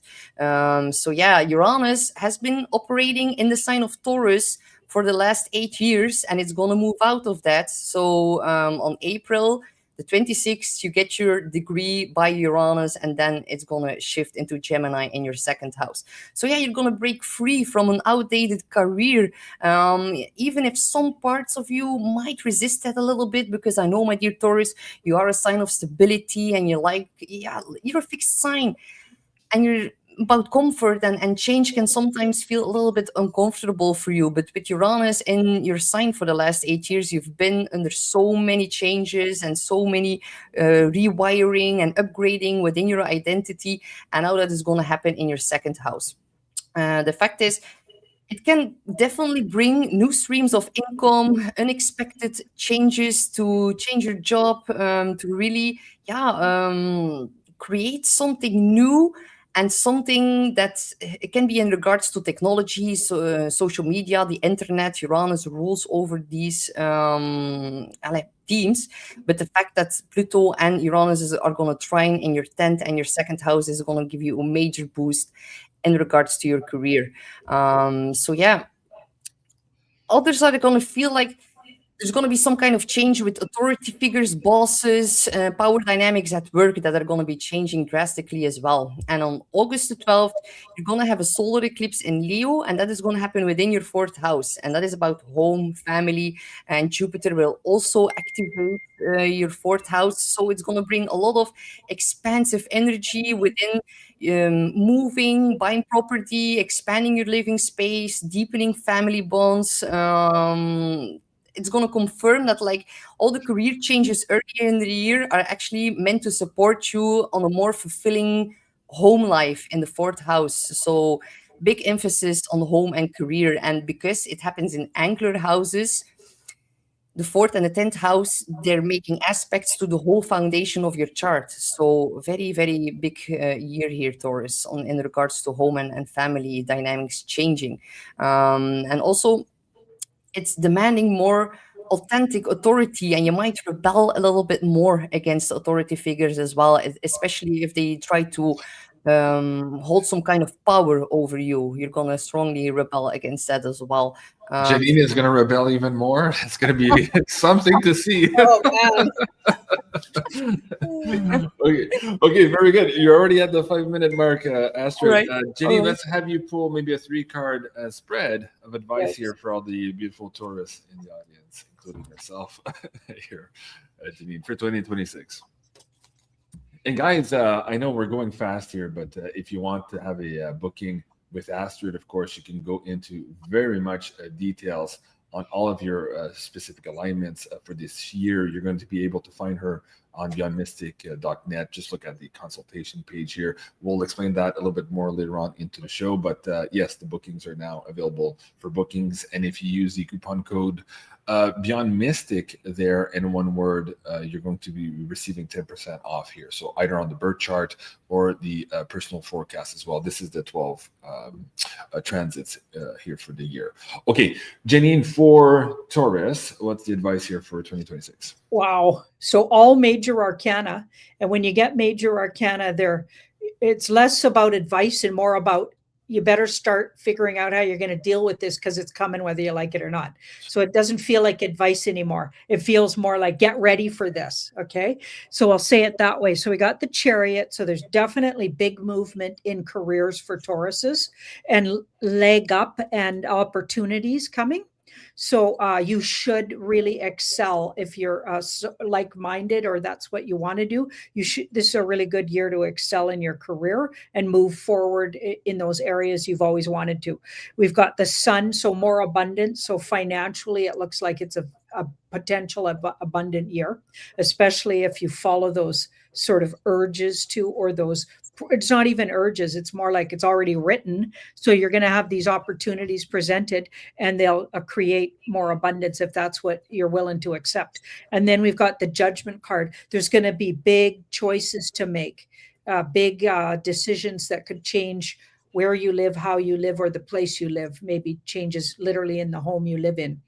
Okay, so the Judgment and crossroads, I feel like in lots of different areas, including around your personal life, but more, everything looks more geared towards career. Fascinating. Even with the more protesting and the more rebellious aspects of Janine for 2026, Lakeside Laura says, I would still love to go for a family dinner party with Janine. Of course. Me too, me included. All right. Astrid, let me bring you back on the slide deck here. Go ahead for the next slide. All right, we have Gemini, Sun, Moon, or Rising. Gemini, you are also one of the signs where there's going to be massive change because Uranus is going to enter your sign on April the 26th. So a very big turning point in how you think, how you speak, how you move, how you identify yourself. A very big identity reset is coming forth for you. You're going to rewire yourself. And it's going to happen very naturally and very suddenly and very unexpectedly. It's about embracing your authenticity and really showing that to the world. You already had a sneak peek of that in 2025, but now it's going to fully ingress in your sign for the next 8 years. So you can feel spikes in your curiosity. You can, by that is also, it's accompanied by a little bit restlessness or a lot of change in plans, being on the road more often. You're going to be very hungry for new ideas. You're going to have these sudden insights and new ideas that are going to pop into your brain because it is a rewiring of the consciousness, but write them down whenever you have these downloads, because as soon as they enter, they can be gone as fast as well. So this one, very, very special for Gemini. Experimenting with how you show up, how you express yourself. And also it's about freedom and breaking free. The planet of rebellion and liberating aspect is going to enter your sign. So that is going to make a very flowing, beautiful trine towards Pluto in your 9th house. So the 9th house is about deep shifts in your world view, in your belief system, in your education, and also speaking your truth. You're gonna be fully yourself with Uranus in your sign. There is no escaping anymore. So can feel very electrifying. Take extra care of your nervous system, can be a little bit overstimulating. So your nervous system needs a lot of attention. Do breath work. It is an air sign with an air planet. Breath work is going to help you massively to ground all of these new insights. But definitely, you're gonna need to be more flexible. Movement is very important, and yeah, it's about like the synapses in your brain that are gonna get a massive consciousness upgrade with Uranus. So of course, your chart ruler is Mercury, and we're going to have Mercury retrogrades in all the water signs. The first one is, of course, in Pisces, in your 10th house of career. The second one will happen in your 2nd house of money and finances. And the third one will happen in your 6th house of your daily job, your office space, and your co-workers. So there is a lot of emphasis from your chart ruler this year on reassessing everything that has to do with making your money, building your career. Maybe you're going to do a career pivot. Maybe something changes within your daily routine, and you're going to benefit massively from that. So very positive for Gemini. Stepping into their power and their true self for Gemini. Wow. Yeah. Okay, Janine, do you want to do a 3-card pull on our Gemini audience for 2026? So I saw a comment in the comments I want to comment on. He was saying Canadians have zero interest in becoming Americans. Speak for yourself, okay? Because I'd welcome becoming an American. Thank you very much. Sweeping comments like that, you know what I mean? Like some of us don't agree, okay? And Anyway. there are a lot of Canadians right now who are taking part in this new visa that Trump has put together also for the blue-collar workers, specialized workers. So yeah, that's a blanket statement that is not necessarily correct. But of course, everybody's allowed to have their opinion. I understand that that probably is that person's opinion. That's okay too. Okay, Janine, so the Gemini 3-card pull for 2026. Let me bring up. Okay. Geminis also have all major arcanas. So that's totally wild. And again, that means we got a lot of karmic stuff that's going to create. And you need to just sort of find ways to deal with this because it's coming. When there's minor arcanas, you have choices and you can move around. But major arcanas, 3 in a row like that, boom, deal with this kind of thing, right? But very positive, like Astrid said, very positive. Magician, so lots of leeway to, I feel like their writing careers could really take off. You could really strengthen your ability to communicate in all ways that involve communication. Okay, so there's lots of energy and emphasis on sort of evolving in that department, and maybe even becoming known for your words or thoughts or the way you present.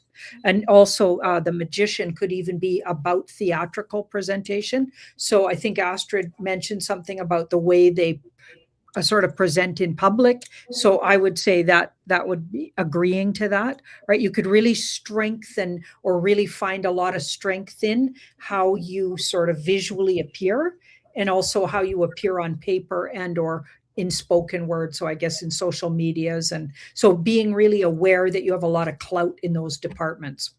Okay. And you can make a lot of changes in the world by just how you show up, really, either on in words or maybe both of these things, or visually how you show up. And now we've got the death card here. Big changes. So you'll never be the same, Gemini. So you're moving into a time when, and you've been doing it for a long time, but you really come out the other side, a whole different you. Okay, so anything that's sort of been in motion to change, you'll find you come to the end of that and graduate out of that change. And it's stronger and more powerful. Wow, that's really cool for Gemini. Okay, Astrid, you're doing well. Let's get to the next sign here.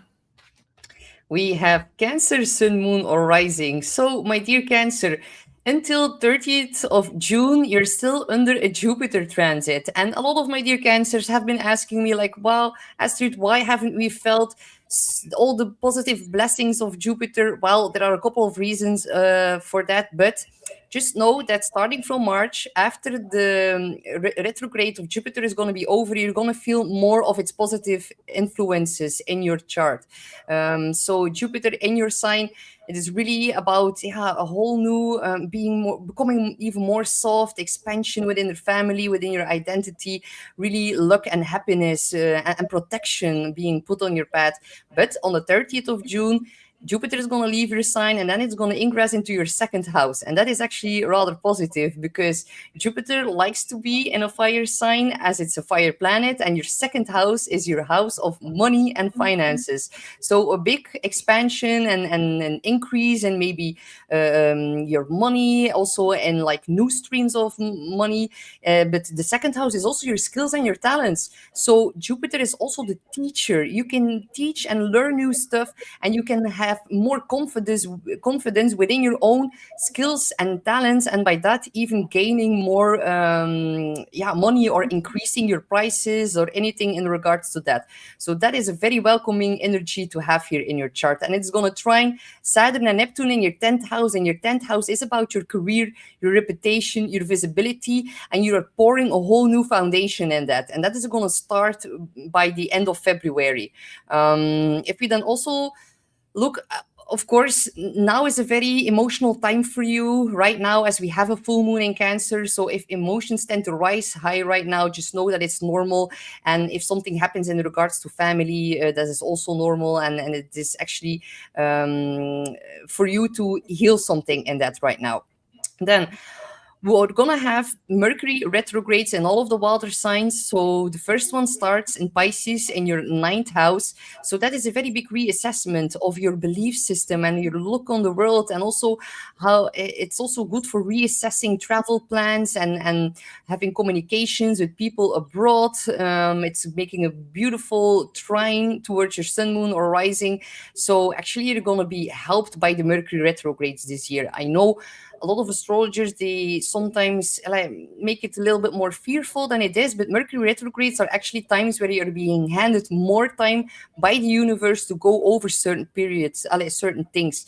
So the first one in your 9th house, and the second one is going to happen in your sign. So that is going to be a reassessment on how you show up in the world, how you present your identity, and something is getting, you can have massive, big news coming through during that time. And then the third one during the fall is going to be in your 5th house. And your 5th house is, of course, about your children, love, creativity, also speculative investments. Be mindful about that, because you're also going to have Venus retrograde in that house. So during the fall, a lot of themes about relationships, love, attractions, and especially attractions from the past that are going to come back up again. So I would advise you to not make very big sudden decisions in regards to all these themes around that time frame.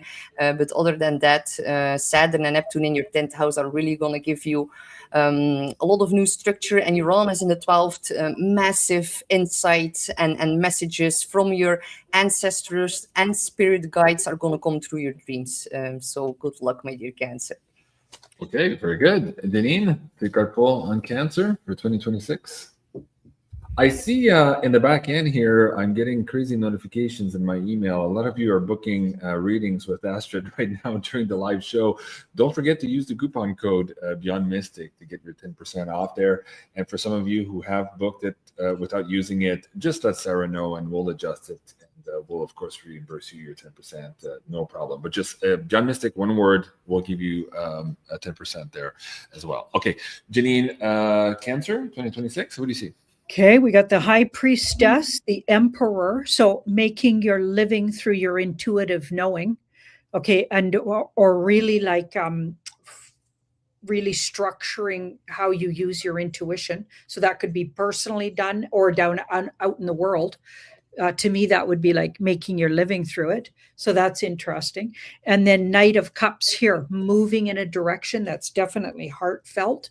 Okay, so if you've ever thought it would be a good time to have a career using your woo, whatever it is or wherever it is it pendulum? Is it using the rods? Is it any kind of readings you like to do, or creative ways that you like to help others or whatever, nurture others? I feel like this would be a really good year to move in directions that really structure up and create abundance from your gifts intuitively.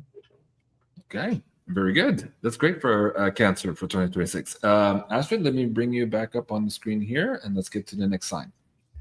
We have Leo, Sun, Moon, or Rising. This is going to be a fabulous year for you, my dear Leo, as Jupiter is going to enter your sign. So you're going to become more visible, more confident, you're going to feel better in your skin. And I know, my dear Leos, you had to really work very, very hard the last few years with Pluto moving through your sixth house. And I feel now you're going to come into a period where you're going to be more able to enjoy life more fully. Jupiter, the planet of protection, happiness, abundance, expansion, moving into your sign on the 3rd of June. That is going to be a major beneficial energy coming in from you right here. So you are, of course, the sun. The sun is your guiding force. And as soon Jupiter enters your sign, the sun is going to conjunct that 5 days later. So let's say on the 5th of July, that is going to mean so much happiness if you need to book a holiday or a vacation around that time, because the sun conjunct Jupiter in your sign is going to be one of the best days of the year for you. So yeah, it's very, very beautiful. There can be an expansion in how you show up as well, because it happens in your sign, but definitely Jupiter is going to protect you, increase magnifying opportunities, all of that. That is quite remarkable and important. And then on top of that, we see Uranus moving into your 11th house, and that's going to happen on the 26th of April.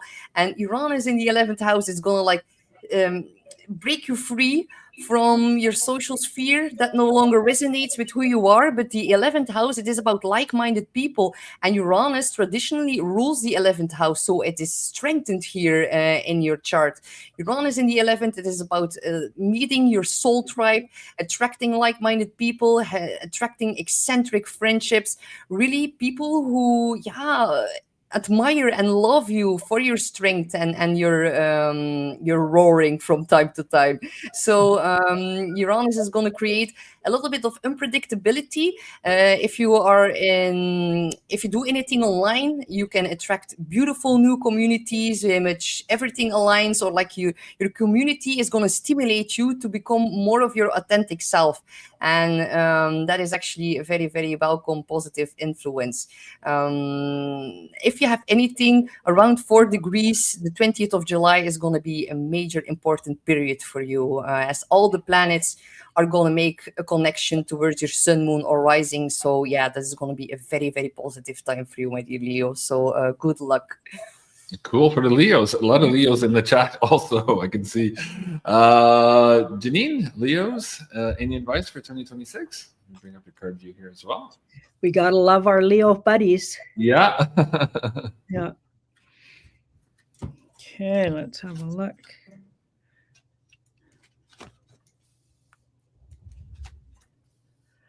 Okay, so that's a communication card.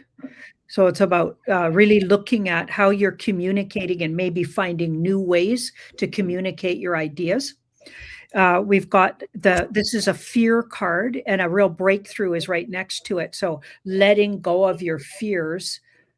Leos the thing about Leo is they appear like they have these gregarious they seem to be, if they're in a good place that day, they seem to be like they really love themselves, and that's how they appear. Not always, of course, but they appear that way even when they're not feeling that way. And I feel like anybody who's Leo's out there, or Leo risings out there, who are secretly harboring a lot of personal fears about themselves, this is a really good year to work on that, step out of that, let go of that, and really come into the self-love.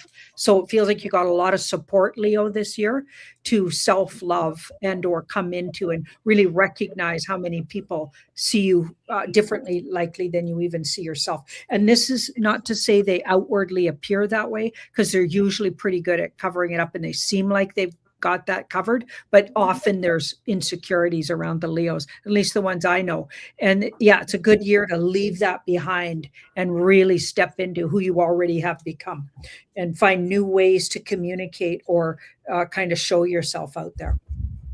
Very good. Somebody says, JC, when do you feature a Leo show? Roaring Woo. That's hard to pronounce, but that could be a cool show. Speaking of that, there's quite a few new shows coming up here in January and also through 2026. So stay tuned to the schedule on beyondmystic.net/schedule. Of course, Astrid now will be doing the weekly Astro shows starting on Tuesday of this week. Let me see if I can bring up that poster for you guys here. This one here. Hold on. Which one? This one. This one. There you go. So yeah, so starting Tuesdays at noon, Beyond Astrid for the weekly Astro. She'll be also doing the monthly Astro shows. And we have Elena also coming back to Beyond Mystic. She's starting this Friday, again, with the weekly meditations here with the Beyond Harmony franchise. So that's going to be every Friday at noon Eastern moving forward. And again, many new people coming up and joining the team here in 2026. So stay tuned here to the schedule page. And of course, please join me in welcoming all these amazing people, those who are coming back, and also all the new people coming to contribute their energy, their wisdom, and their medicine to this tribe here in 2026. So big thank you to all of you supporting the show. So thank you so much, everyone. Okay, so that was Leo. Let me see if I can give you the slide deck back here. Astrid, let's get to the next sign. And thank you, next slide. Laura, thank you for the comment. Yes, we have Virgo, Sun, Moon, or Rising. So, my dear Virgo, Neptune and Saturn are finally going to leave your 7th house of relationships. So, all the blockages that you've encountered for the last 14, but especially 3 years in a row are now finally going to be lifted. So you can feel that there's going to be new energy coming into the realm of relationships that is going to feel less heavy and more free. Of course, they're going to switch over in your 8th house.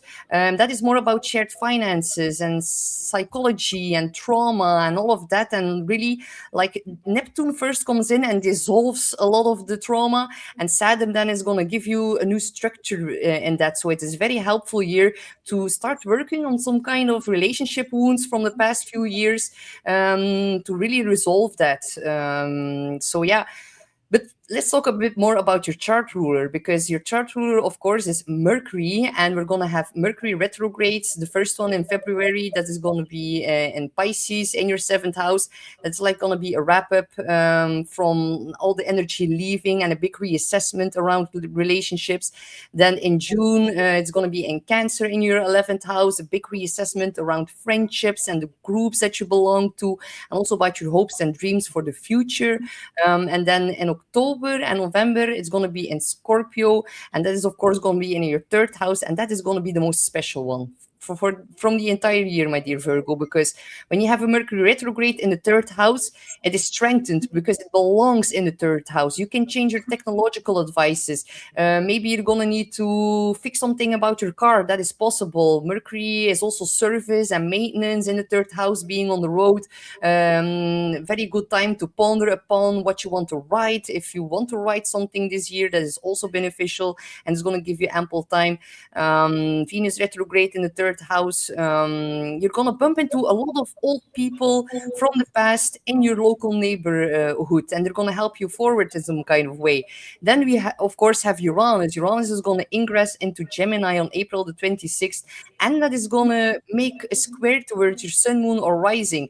So Uranus in the 10th house, it is about career, visibility, showing yourself to the world. And that is about your unique qualities with the sign of Uranus. So a lot of you are going to get fired, and there's going to be replaced by a way better job that is going to be way more suitable for you. Others of you are going to be like, I'm out and I'm going to head out on my own and really dive into a new or embrace a new path of authenticity in my vocation. So it's going to create some instability because it squares your Sun, Moon, or Rising. But looking back on that, you're going to be so happy because it's going to set you free in a major way. I'm a Virgo rising as well, just to highlight the energy as well. So very, very positive happenings as well for you, my dear Virgo. You mentioned a couple of things before we ask Janine to pull the cards here. It seems to be the recurring, and somebody just said in the live chat, authenticity is big in the chart this year for I guess, all signs and the collective as well.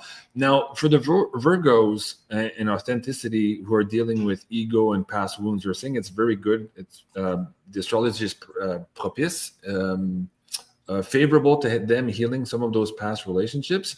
Where does the ego fall into that, and perhaps some of the traps there that you see in the chart that might prevent them from maybe taking the full aspects of all of this, Astrid? Well, the fact is, Saturn in the 8th house, that is a bit more of difficult energy to deal with. Saturn in the 8th house can give a little bit of blocks in regards to other finances, and Uranus that goes into the 10th house is saying to them, like, you need to forge your own path, you need to take your destiny with both hands, and you really need to create a career and a new path in life forward, a new future. It's about long-term goals as well, that is actually more authentic within your authentic nature. Uranus shifting signs is going to be, I think, the biggest deal out of all the outer planets moving signs, because it's one that creates so much electricity, and it really is gonna happen in the career area here for Virgo. So does that answer a little bit of your yeah, no, that's very good. Janine, why don't we look at the cards also? Advice here for Virgo moving forward into 2026. Dizzy says Astrid has an infectious excitement for what she does. Yeah, love her energy. We do too. Thank you. That's a great comment. Appreciate that. Okay, Janine, Virgo, 3-card pull, 2026. Right off the bat there, we've got Justice, which to me, when it's a real personally talking about a person's energy, it talks about karma and karmic things happening. So things might happen outside of your control, Virgo, but they're going to be karmic and right situations that were not.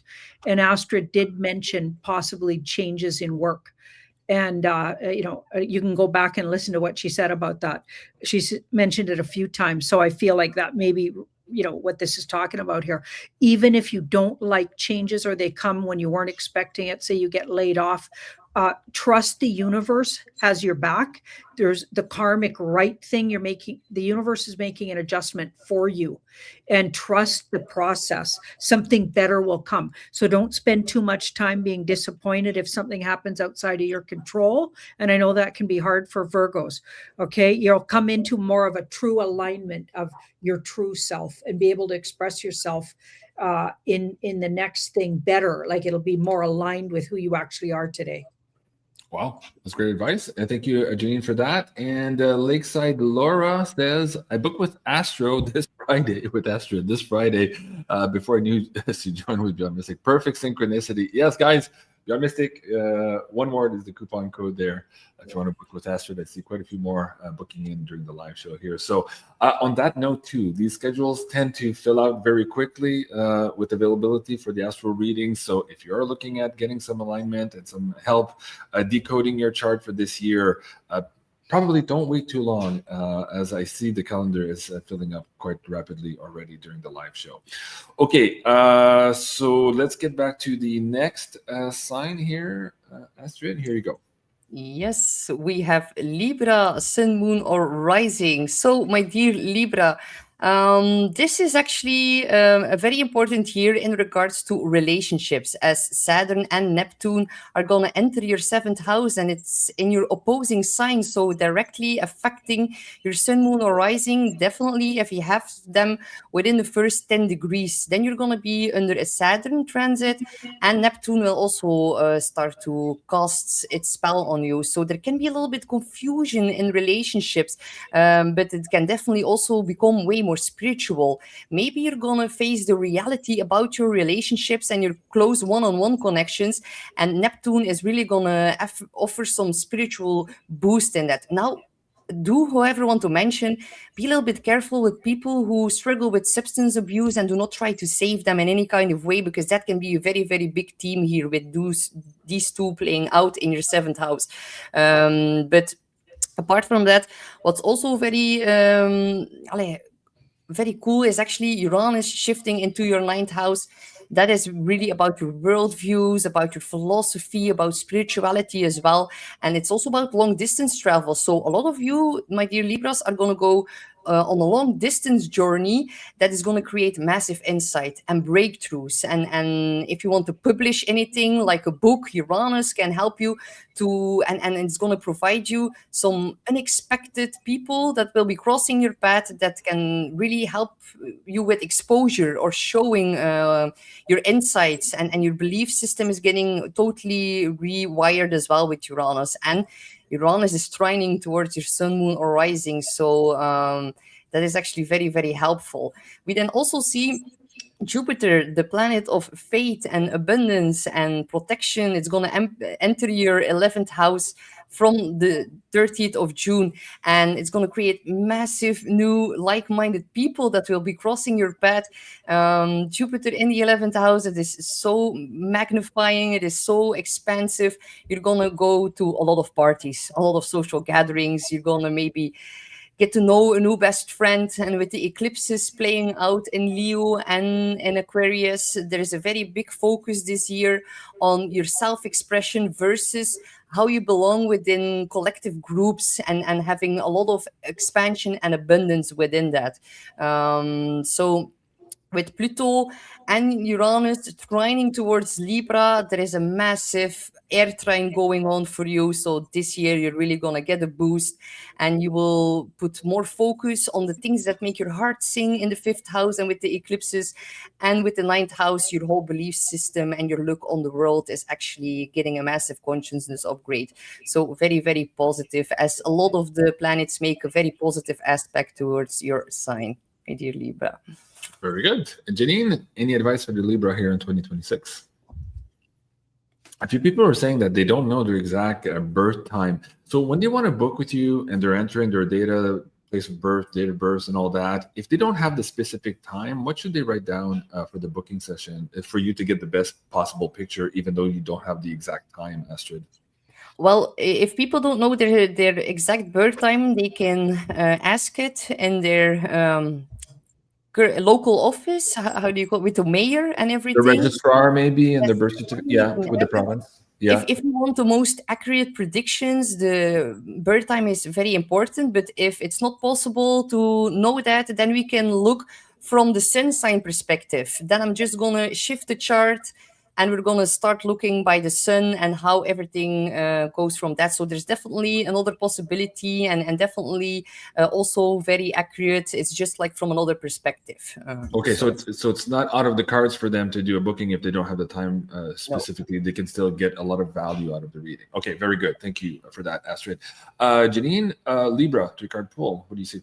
Okay, first card, we've got the moon here. So dealing with people that have passed over, dealing with deep, dark fears, people's, even their own fears, even the Librans' fears, and maybe the really scary ones like they're passing, or like, so you might watch your dreams and watch signs around. You might be getting a lot of messages from the other side, from people that have passed on.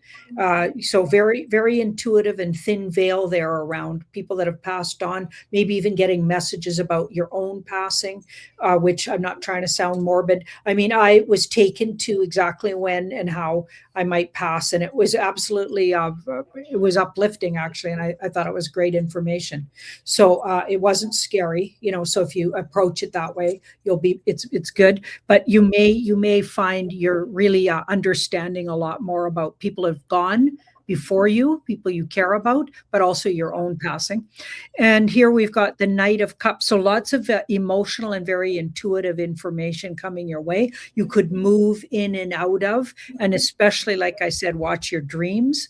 Now we've got the Queen of Swords. So there's a softening of the Libran this year, it looks like, where they come out of their, really, because they can be very direct people, I find, even though they're polite about it, but they're also very direct and very intellectually based, or come from that intellectual place. But these two cards are really emotional. So I feel like allow yourself it's almost like a luxury to be really in your emotional feelings and really delve into things that could really trigger you emotionally. It could be a year where you really get in touch emotionally.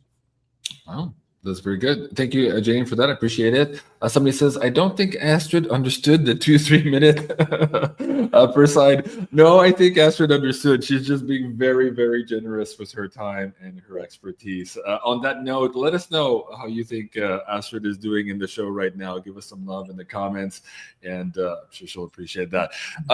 Astrid, next up, let me bring you back up on the screen here. There you go. Let's get to the next sign as well.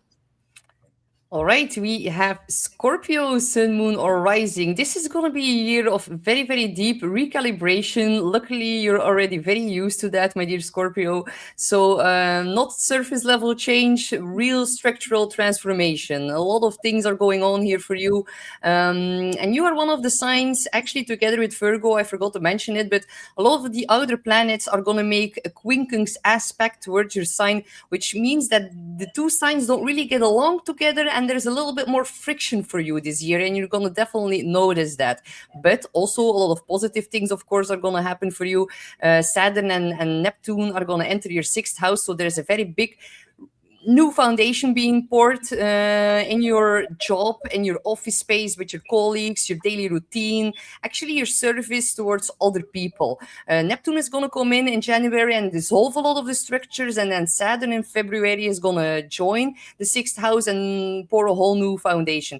Saturn in the 6th house can mean a lot of hard work, or like having to start over in some kind of way within your career, and that asking a lot of energy. So be careful about your health, especially with Saturn in the 6th house, bones, teeth. That is something to take extra care for in the upcoming 3 years, actually, but definitely this year. Then we also have Uranus moving into your 8th house, and the 8th house is the traditional Scorpio house. So you're going to have a lot of sudden insights in the occult realm. You're going to feel like your psychicness is going to increase with Uranus, the liberator, and like it brings a lot of unconscious awareness to the consciousness brain, because it's hidden in the 8th house, and Uranus is really going to trigger it, and it's going to become quite honest. It's going to be very radical transformation on a psychological level. You can break through a lot of traumas and a lot of grief from the past with Uranus in the 8th house. Then we have Jupiter entering Leo on the 30th of June, and that is going to create a very big exposure and visibility within the 10th house of career, advancement, more clients. Maybe your boss is going to ask you to put in more work. That is very visible with Saturn here in the 6th house as well, making a trine. So it's proving to be a whole new stability. Just be a bit more mindful towards the end of the year, as Venus is going to go retrograde in your first sign. So do not go for an impulsive haircut. Be careful with splurging on luxuries, and also because it goes back to Libra in the 12th house, you'll be able to break through a lot of patterns in regards to love during this time. So I wish you good luck, Scorpio. Okay, Janine, three-card pull on Scorpios for 2026. Okay. Astrid, you're getting a lot of love in the chat, I have to say. Thank you, everyone, for all those beautiful comments.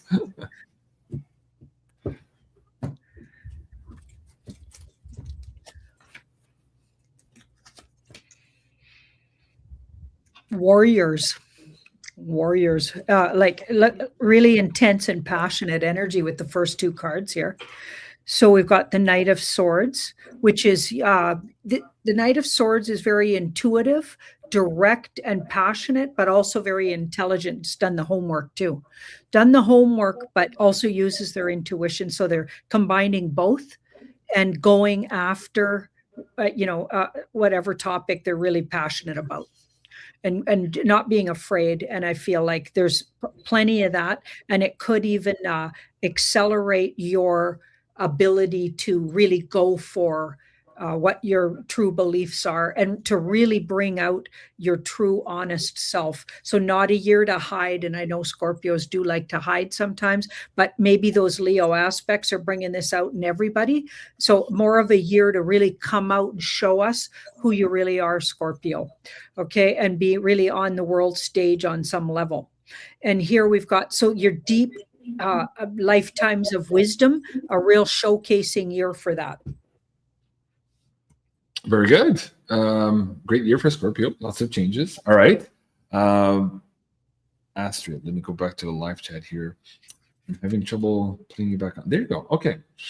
Weird glitches on the slide deck here today. I'm not sure what's happening. Okay, go ahead, Astrid. All right, we have Sagittarius, Sun, Moon, or Rising. Just like Leo, I have very, very positive news for you. As your chart ruler, Jupiter, is going to enter your 9th house in Leo, and it's going to do that on June the 30th. So you are ruled by Jupiter. When it comes in the 9th house, that is the traditional house of Jupiter, where it really thrives, where it expands your wisdom, your knowledge. The 9th house is about your belief system. It's also about teaching, learning. So if you are a teacher, that is very, very profound, beneficial energy, and you're going to feel an increase, or like you're going to be pushed to do that. The 9th house is also so great for traveling. This year, you really need to make a long distance travel, starting from the summer. As soon as Jupiter trines your sign, that is going to be major blessings and boosting confidence. You're going to be more philosophical, and you will be more easy to translate that as well. This is it doesn't get much better, to be honest, when your chart ruler in its traditional house trines your Sun, Moon, or Rising. Massive blessings coming through the 9th house. If you need to publish anything, if you need to speak before a crowd, all of that is actually major highlighted. But there's a little catch, and it's always the case in astrology. We have Uranus ingressing into your 7th house, and it's in your opposing sign. So Uranus in the 7th house, it's gonna cause you to want to break free in regards to relationships. You're going to want to implement more freedom into that. So we're going to the age of Aquarius, and you are going to be one of the signs this year who are going to get a lesson in how to preserve your identity within relationships. And that is going to be a very, very strong theme here for you in the upcoming year. Actually, in the upcoming 8 years, with Uranus traveling through this sign. Saturn ingresses in your 5th. Make time to have fun. Saturn in the 5th house can feel like you have a lot of responsibilities and not enough time for fun. With Jupiter in the 9th house, be very mindful not to let this beautiful time pass by, and really focus on traveling and expanding your knowledge. You're going to benefit greatly from that this year. So good luck, my dear Sagittarius. I'm curious for Sagittarius, the traveling aspect of it. Is this for them somehow an activation of DNA or of memory, helping them maybe align more with their north node? Is that why they're being asked to travel? What would you say, Astrid? Well, actually, the North Node is going to come into Aquarius in their 3rd house. And so there is a very big emphasis on long distance and short distance travel this year. And if you are going to make a very big journey overseas, it might be best to go to a country you've already been before, because the South Node resembles the past. And the North Node, like if you're a Sag who likes to be at home, the North Node in your 3rd house is really going to push you out of that comfort zone, and it's really going to help you to be more of an importance within your local community. You're going to have a lot of calls, messages, emails, and teaching, writing, studying, learning a new course is going to provide massive benefits for you this year. Really cool. Janine, you want to do a 3-card pull also here on Sagittarius? Coco says, yes, JC, I'll be traveling as a Saggy for our upcoming conference at Yahoo. Yes, guys, don't forget, Beyond Mystic is going to be hosting a second amazing conference here for the Beyond Mystic community. We, of course, had ours last year in March here in Ottawa. And this year in 2026, we will be traveling to Florida. It's going to be in the month of October. I believe it's the 2nd week, but we'll be giving you out a little bit more details as we move into February and March. We'll have the venue locked down for you guys. And so, yeah, stay tuned for that. And thank you, Coco, for the heads up. All right, Janine, some advice for the Sag audience tonight. I have a Sag daughter, and she's moving this year all the way to the Haida Gwaii, her and her hubby. So that's exciting. So yeah, I feel like a lot of motion and movement for Sages. And these cards are saying huge changes. Some of it might be changes in love, Okay. And you were saying, Astrid, that there could be, what I heard was redefining what your relationships are. Maybe some people will be leaving some long-term ones or getting involved in ones that they aren't involved in yet, or just rethinking them all around. And that's kind of what this, the Lovers card, and a lot of people think it's such a great card, but it's actually about, especially when badly aspected, could be about divorce and could be about really rethinking relationships in general and how you do them. So there could be a lot of upheaval in Sag's relationships, a letting go of what isn't working. And that could include where you're living and places you do travel to. There could be places you travel that maybe you wish you didn't, and places you travel to that, okay, I like it so much, I want to live there. So yeah, there's huge changing energy in Sag world. And some of it's really awesome, but some of it'll be challenging. Okay, interesting. Pete Guy is asking GC, what does the astrology look like for the conference? It looks fucking fantastic. We went through that before picking the dates and the times, and Janine also put some card backgrounds, of course, from the tarot to get the best possible dates here and locations for 2026. So yeah, we're very excited to share this with you guys. Peace, Guy, thank you for the question. Okay, Astrid, back to you. Let's see if I can add this back up on the screen. There you go. Next up. All right, Capricorn, Sun, Moon, or Rising. So, my dear Capricorn, I'm going to talk a little bit more about Saturn ingressing into your 4th house, because Saturn is, of course, your chart ruler. So, the 4th house, it deals with home, with family matters, with family dynamics. It's about your upbringing, about your mother. It can also be about the father, because Saturn resembles the father. So, some of you, my dear Capricorns, are going to break free from home and start pouring your own foundation and go live by yourself, while others are going to move back home to take care of maybe elders, or maybe someone in your family is going to need more of your attention during this time. Also, Neptune can dissolve a lot of your emotional upbringing and giving you more spiritual insights about that as well. And Saturn then is going to make sure that you behave in a more mature way. Some of you Capricorns are even going to become a mother or a father and are going to need to take their responsibility and are going to become way more mature within the realms of family and home and within the 4th house. We then also, by that, see Uranus ingressing into your 6th house, and that is going to create massive change and innovation within your daily routines. So I think some of you might also be moving. If you move this year, my dear Capricorn, check the basement, check the foundation, check the land on which your house rests. That is going to be important here with Saturn, because that could prove to give a little bit of difficulties or challenges, or maybe you're going to have to wait a little bit longer. That is definitely something to keep your mind open about as well. So Uranus in the 6th, with that comes a whole new set of routines.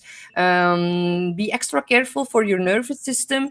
And also Gemini rules the lungs, the hands, and the shoulders, because the 6th house resembles health.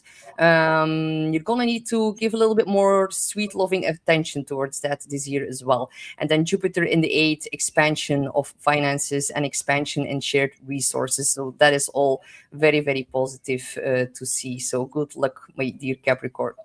Okay, Janine, 3-card pull for the Capricorn audience members tonight, and for 2026 as their outlook and advice.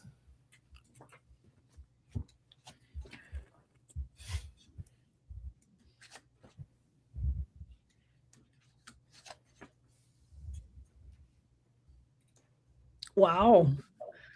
2 of Cups, soul-connected others, meeting people that feel like they're in your soul family, really coming together with like-minded people. So it could be a good year to, be together with these like-minded people. A great year to go to a conference. Like that, right? A conference of like-minded people. Yeah, so that's interesting. Here we've got the 5 of Wands, which can be about ego struggle. It can be external or internal, so it'll depend on the person. It'll depend on the Capricorn or the person with the Cappy rising.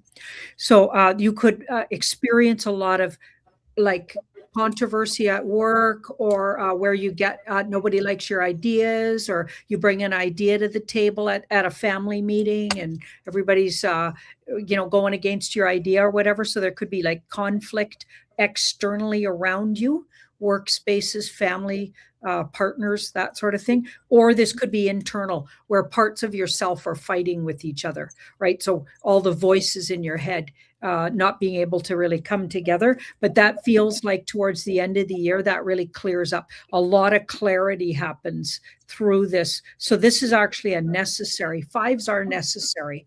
When you see them in the cards, they're temporary and they're setbacks, and they can always be difficult, but something good, usually they're followed by a 6, and that's the case here for the Capricorns. I feel like they might have a lot of things they have to work out over the year, but by the end of the year, they're on a real clear path and more connected with like-minded people, or have met some really important soul connections in the year. So in a way, it's good. Just some kind of upheaval somewhere throughout the year as well. Okay, very good. Thank you for that, Janine. Astrid, we're almost there. We're doing good for time. Let's get to the next sign here. All right, we have Aquarius, Sun, Moon, or Rising. So your chart ruler is on the move, my dear Aquarius. It's going to ingress into the sign of Gemini on April the 26th. And very good news, because it's going to make a trine towards your Sun, Moon, or Rising. So you're actually getting support from your own ruler this year.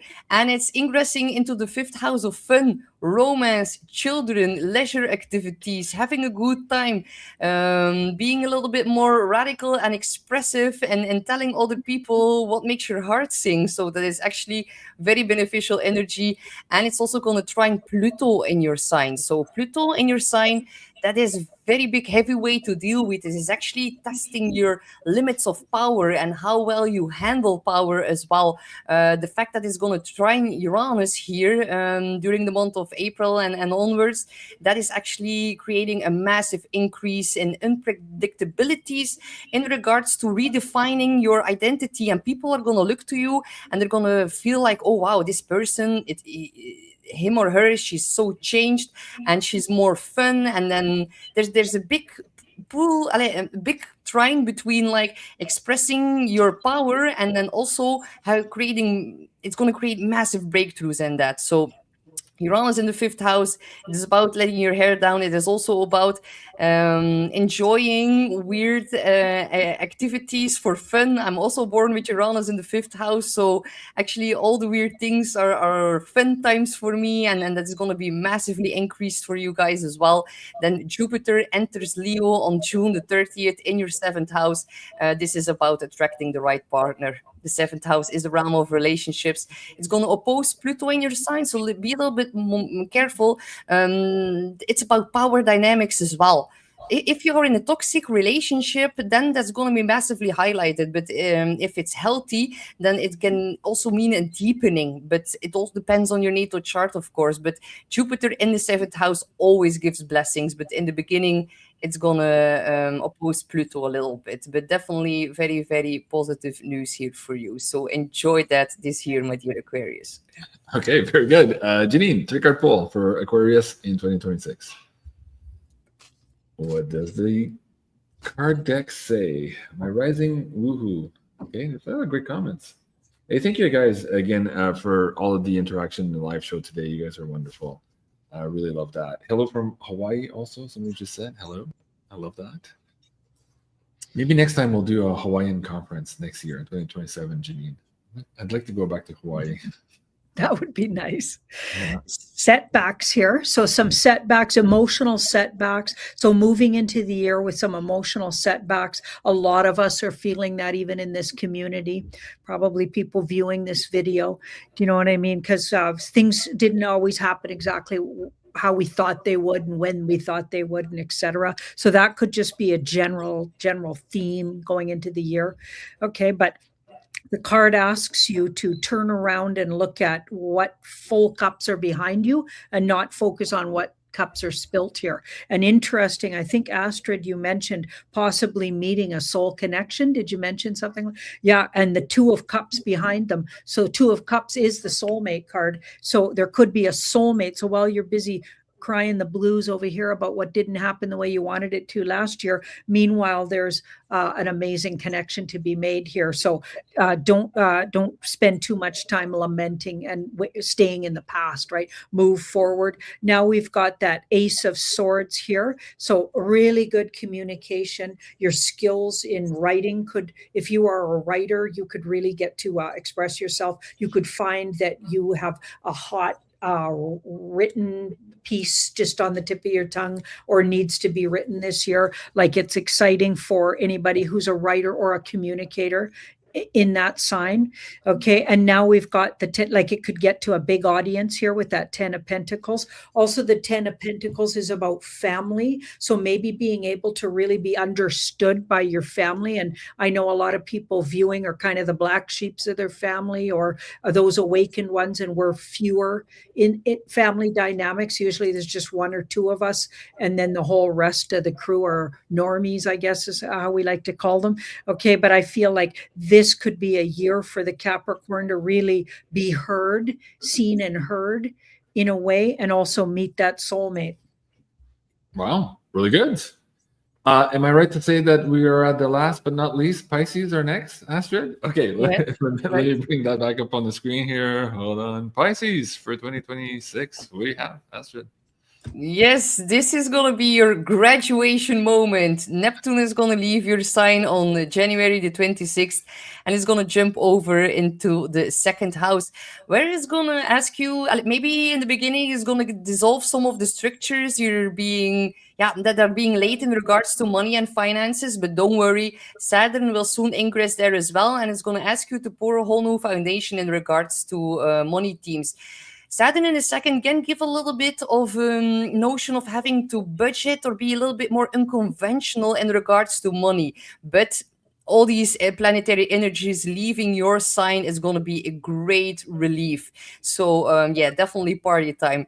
So on August the 28th, we're going to have the last full moon lunar eclipse in your sign. That could be a time when you get like a little bit emotional, but a very big cycle in your life is about to come to an end, and you're gonna feel relieved bit by bit as all these energies are leaving your sign, and as you're gonna wrap up by the end of August the last full moon lunar eclipse in your sign as well. Uranus is gonna enter your fourth house on April the 26th. That might indicate a sudden move, a sudden shift with family. Some unpredictable energy is getting injected in your home and family system. And some of you are gonna rebel a little bit more against your patterns with upbringing and break yourself free from that. It's about liberating in those realms. So very positive. Jupiter in the 6th is going to create an increase in workload. There can be more daily services, more things that you need to get done, more errands, but it's also giving you protection over your health and well-being, which is also found in the 6th. However, if you struggle a little bit with your back, you might need to work a little bit more on that as well. And then what else we got? We've got the retrogrades are happening in water signs. So the first one of the year in March is going to be in your sign. So again, there's an emphasis on like wrapping up and reviewing all of the Piscean energies that are actually leaving your sign or your first house. And you're going to be pondering about the past and really making amends with that as well. So very, very positive. Be careful about traveling towards more the end of the year when the retrograde in Scorpio happens and Venus retrograde as well. But they're going to try and all of you, the Mercury retrogrades. So actually very positive for you, my dear Pisces. So enjoy that in the upcoming year. Thank you, Esther. A lot of people commenting they love your accent. You roll your R's like I do. In French, we roll our R's. Yes, so I think people are commenting on that. Very nice. So Janine, graduation time for Pisces in 2026. You want to do a 3-card pull there as well? And guys, while Janine pulls the cards there, we are going to be giving away 3 prizes next. And then stay tuned after that. We're going to be wrapping up the show with advice from the astrological alignments of how to navigate 2026, and also advice from Janine and her cards on how to navigate 2026. So don't go away. We're almost there. We're on time, a little bit long, but we've been very generous here with the information being shared here tonight. So Janine, Pisces, graduation 2026, what's that look like? Well, that's a surrender card. So graduating from hardship, maybe. I didn't quite hear that was what they were graduating from, but things might have been really hard for them by the look of that card, and that they're surrendering to, it's all a new year and things will change, but not overnight. Change is going to take time with these 2 cards. Okay, we've got the 2 of Swords. So before they jump into things, I think it's a really good year to really maybe, so you graduate with all kinds of lessons you learned, and maybe the hard way for maybe lifetimes, in particular last year. And then you get to this place where maybe you need to look at or review time. So both these cards want you to just stop for, take a little time and review. What did you learn over here? What are you graduating from? Okay. And where do you go from there? So this feels like a time to review and a good year to really look through and sort through all the lessons behind you and what you want to create into your future. Okay. Astrid, do you want to do a redirect on the graduation part just to make sure we have that correct? What would you add to that? Yeah, Pisces, it is it's going to be accompanied by the full moon lunar eclipse. Could definitely be like the last kick, and you're like, oh, I thought that this was going to be better, and it's going to be better for the most part of the year, but by the end of August there could be some things coming up from the past, and you're like, I thought I was over this and now I need to rework this, and then the retrogrades are going to kick in. So yeah, I understand. I see. But we're going to get over it. Okay, the school of hard knocks here on the planet, not just for Pisces, but for everybody else also listening. Yeah. Okay, very good. Thank you for that. And yes, people are looking at, they're asking for the link to book for Astrid. Consultations.beyondmystic.net is the link there in the chat. Let me just remove this and add this to the stage here as well. So there's 2 types of products right now available. There's quite a few more that Astrid is going to be launching here very shortly on the site. But for now, she has the birth chart product as well as the personal forecast. Can you explain the difference between the 2 for the people here who are looking at booking with you and are not sure perhaps which one to choose first here, Astrid? Of course, a birth chart is actually more of a personality reading, and it would be very wise to first look at your birth chart before you book in a transit chart, because it's important to understand first how your chart will operate and what are your strengths and the things that can get a little bit improvement. So it's important to know yourself first before you tap into the future, I think, because a transit chart is then actually a forecast for the year ahead, where we're going to look more closely on how the planets who are currently operating in the sky, how they are actually influencing your birth chart. So important to understand the birth chart first, actually. For sure. Okay, so and for the forecast, let's say there are viewers out there who are saying, hey, I want to move to a different country, or I want to try for a new job, or I want to write a book.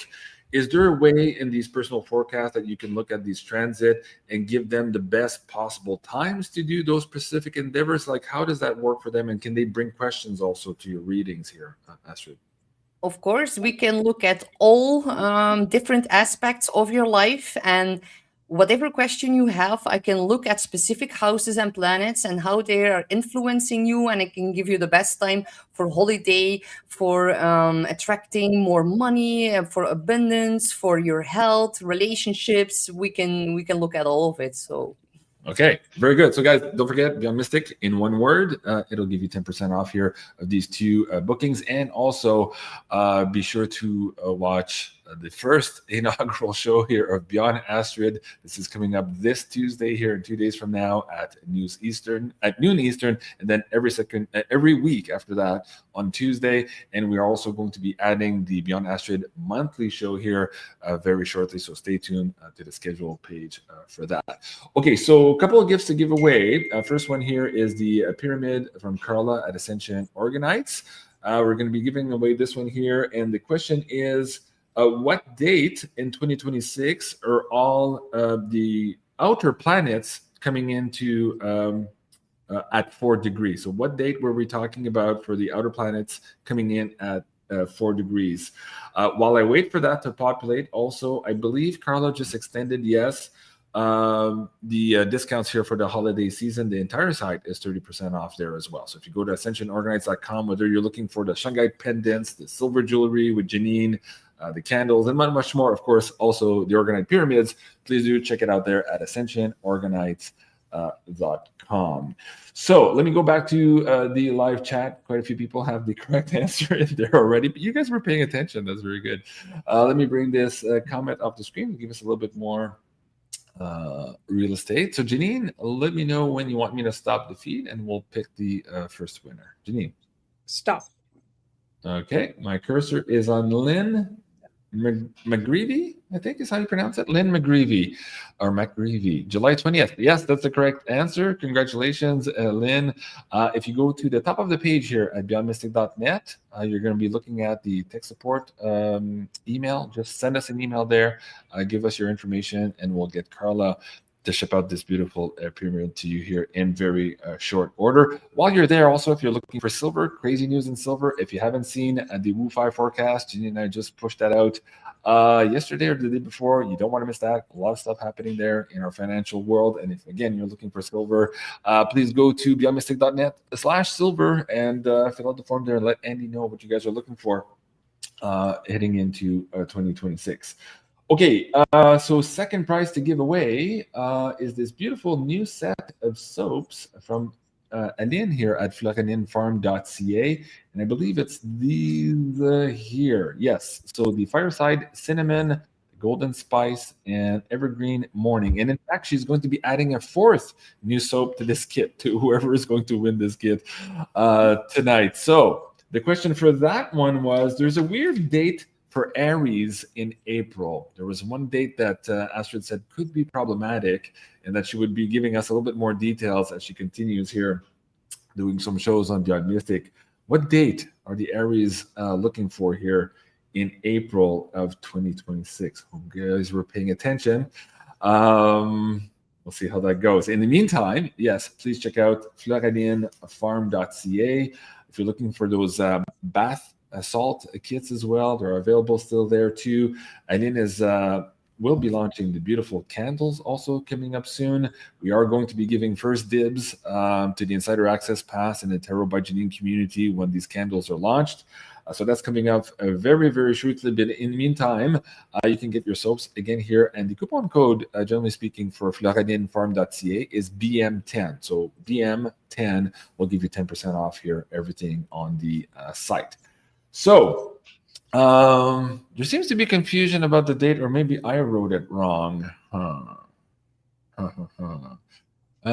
Astrid, can you go on the side chat here and let me know what was that date? You said there was something weird happening in April for Aries. I just want to make sure I did not get that wrong before we pick a winner. Can you send we have someone who says it right. Yeah, it's. Can I say the date or no? No, don't say it. Write it down here in the on the side chat with me for me. Is that wait? Click on private chat on the right hand side. Private? I do not see private. No? I see live start, comments, people, studio chat. Okay, sorry. Okay. You see, I typed in here, or studio chat will work as well.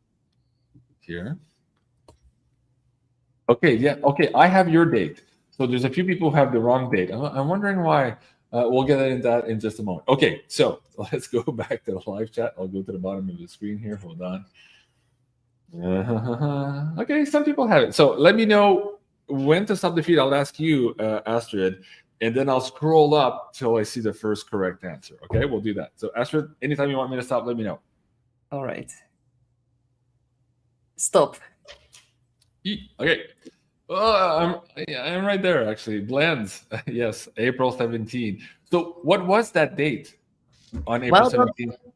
that is actually going to be one of the more harder days of 2026. Saturn and Mars, the two malefics, are going to kick off a new cycle in the sign of Aries. That was Okay. it. Okay, April 17th. So blends, yes, again, just go to beyondmystic.net, type of the page, and just fill in the tech support form. Let us know you're the winner, and we'll get this out to you. And I thought of something new, and I didn't ask you before the show. But what if we give away an astrology reading, Astrid, also as a gift tonight? What do you think? Would that be cool? Course. Okay, why don't we do that? So I'll let you maybe ask the question. We're looking for an easy 1 or 2 word answer here from the chat. What would you ask as a question to give away this reading with Astrid?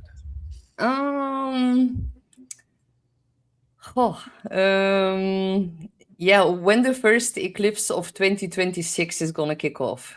Okay, write it on the side as well for me there. And first eclipse of 2026.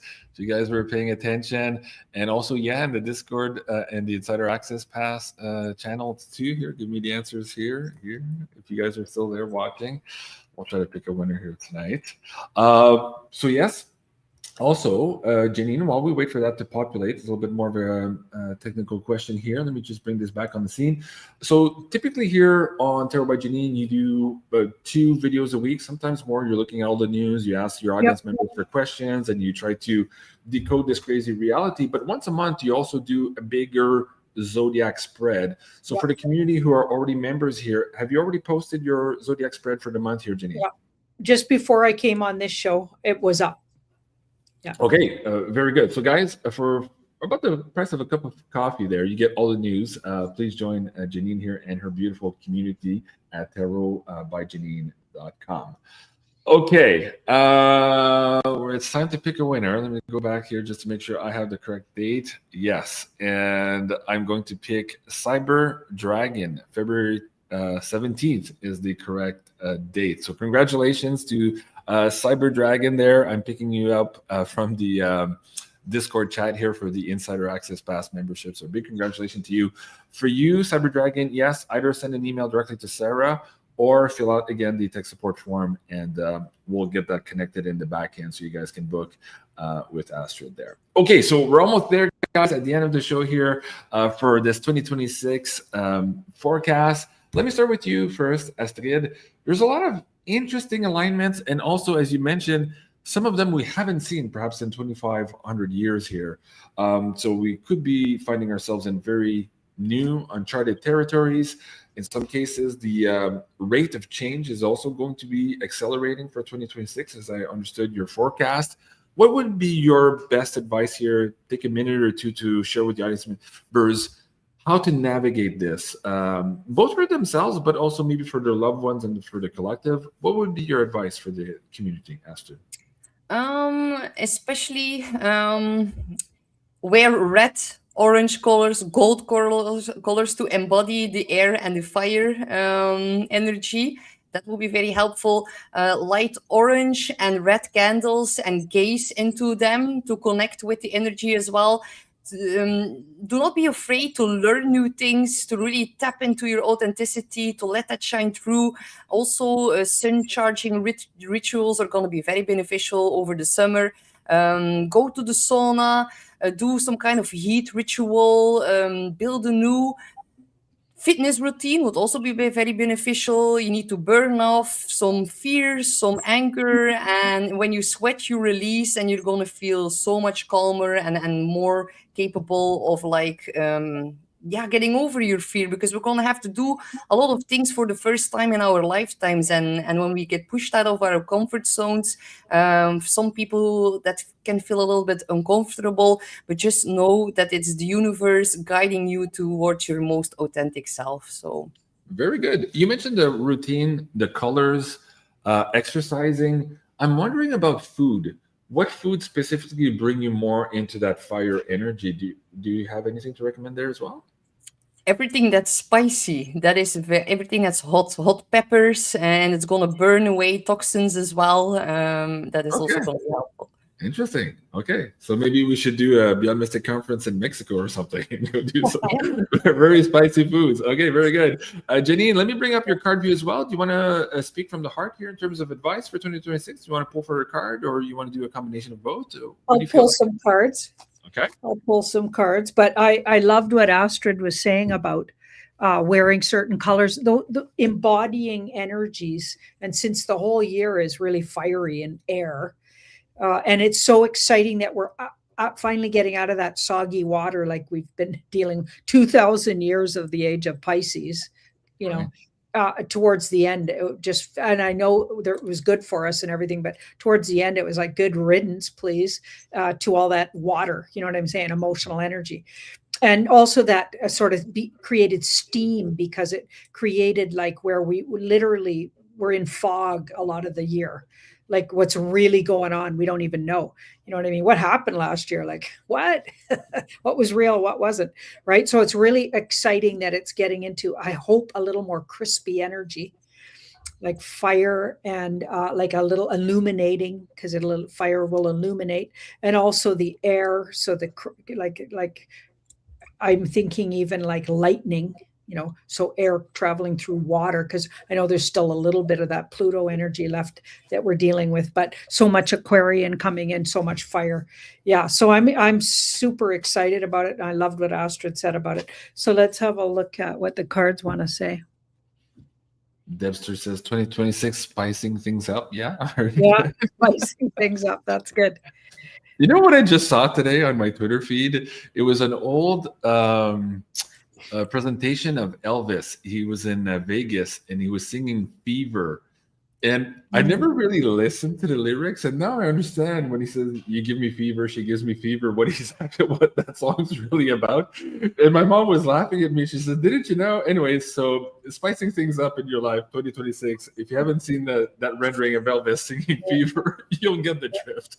Okay, Janine, 2026, some advice here on how to navigate all of these changes. So I guess before we leave behind all of that watery energy, we need, according to the cards, contemplate and think about how did it enlighten us?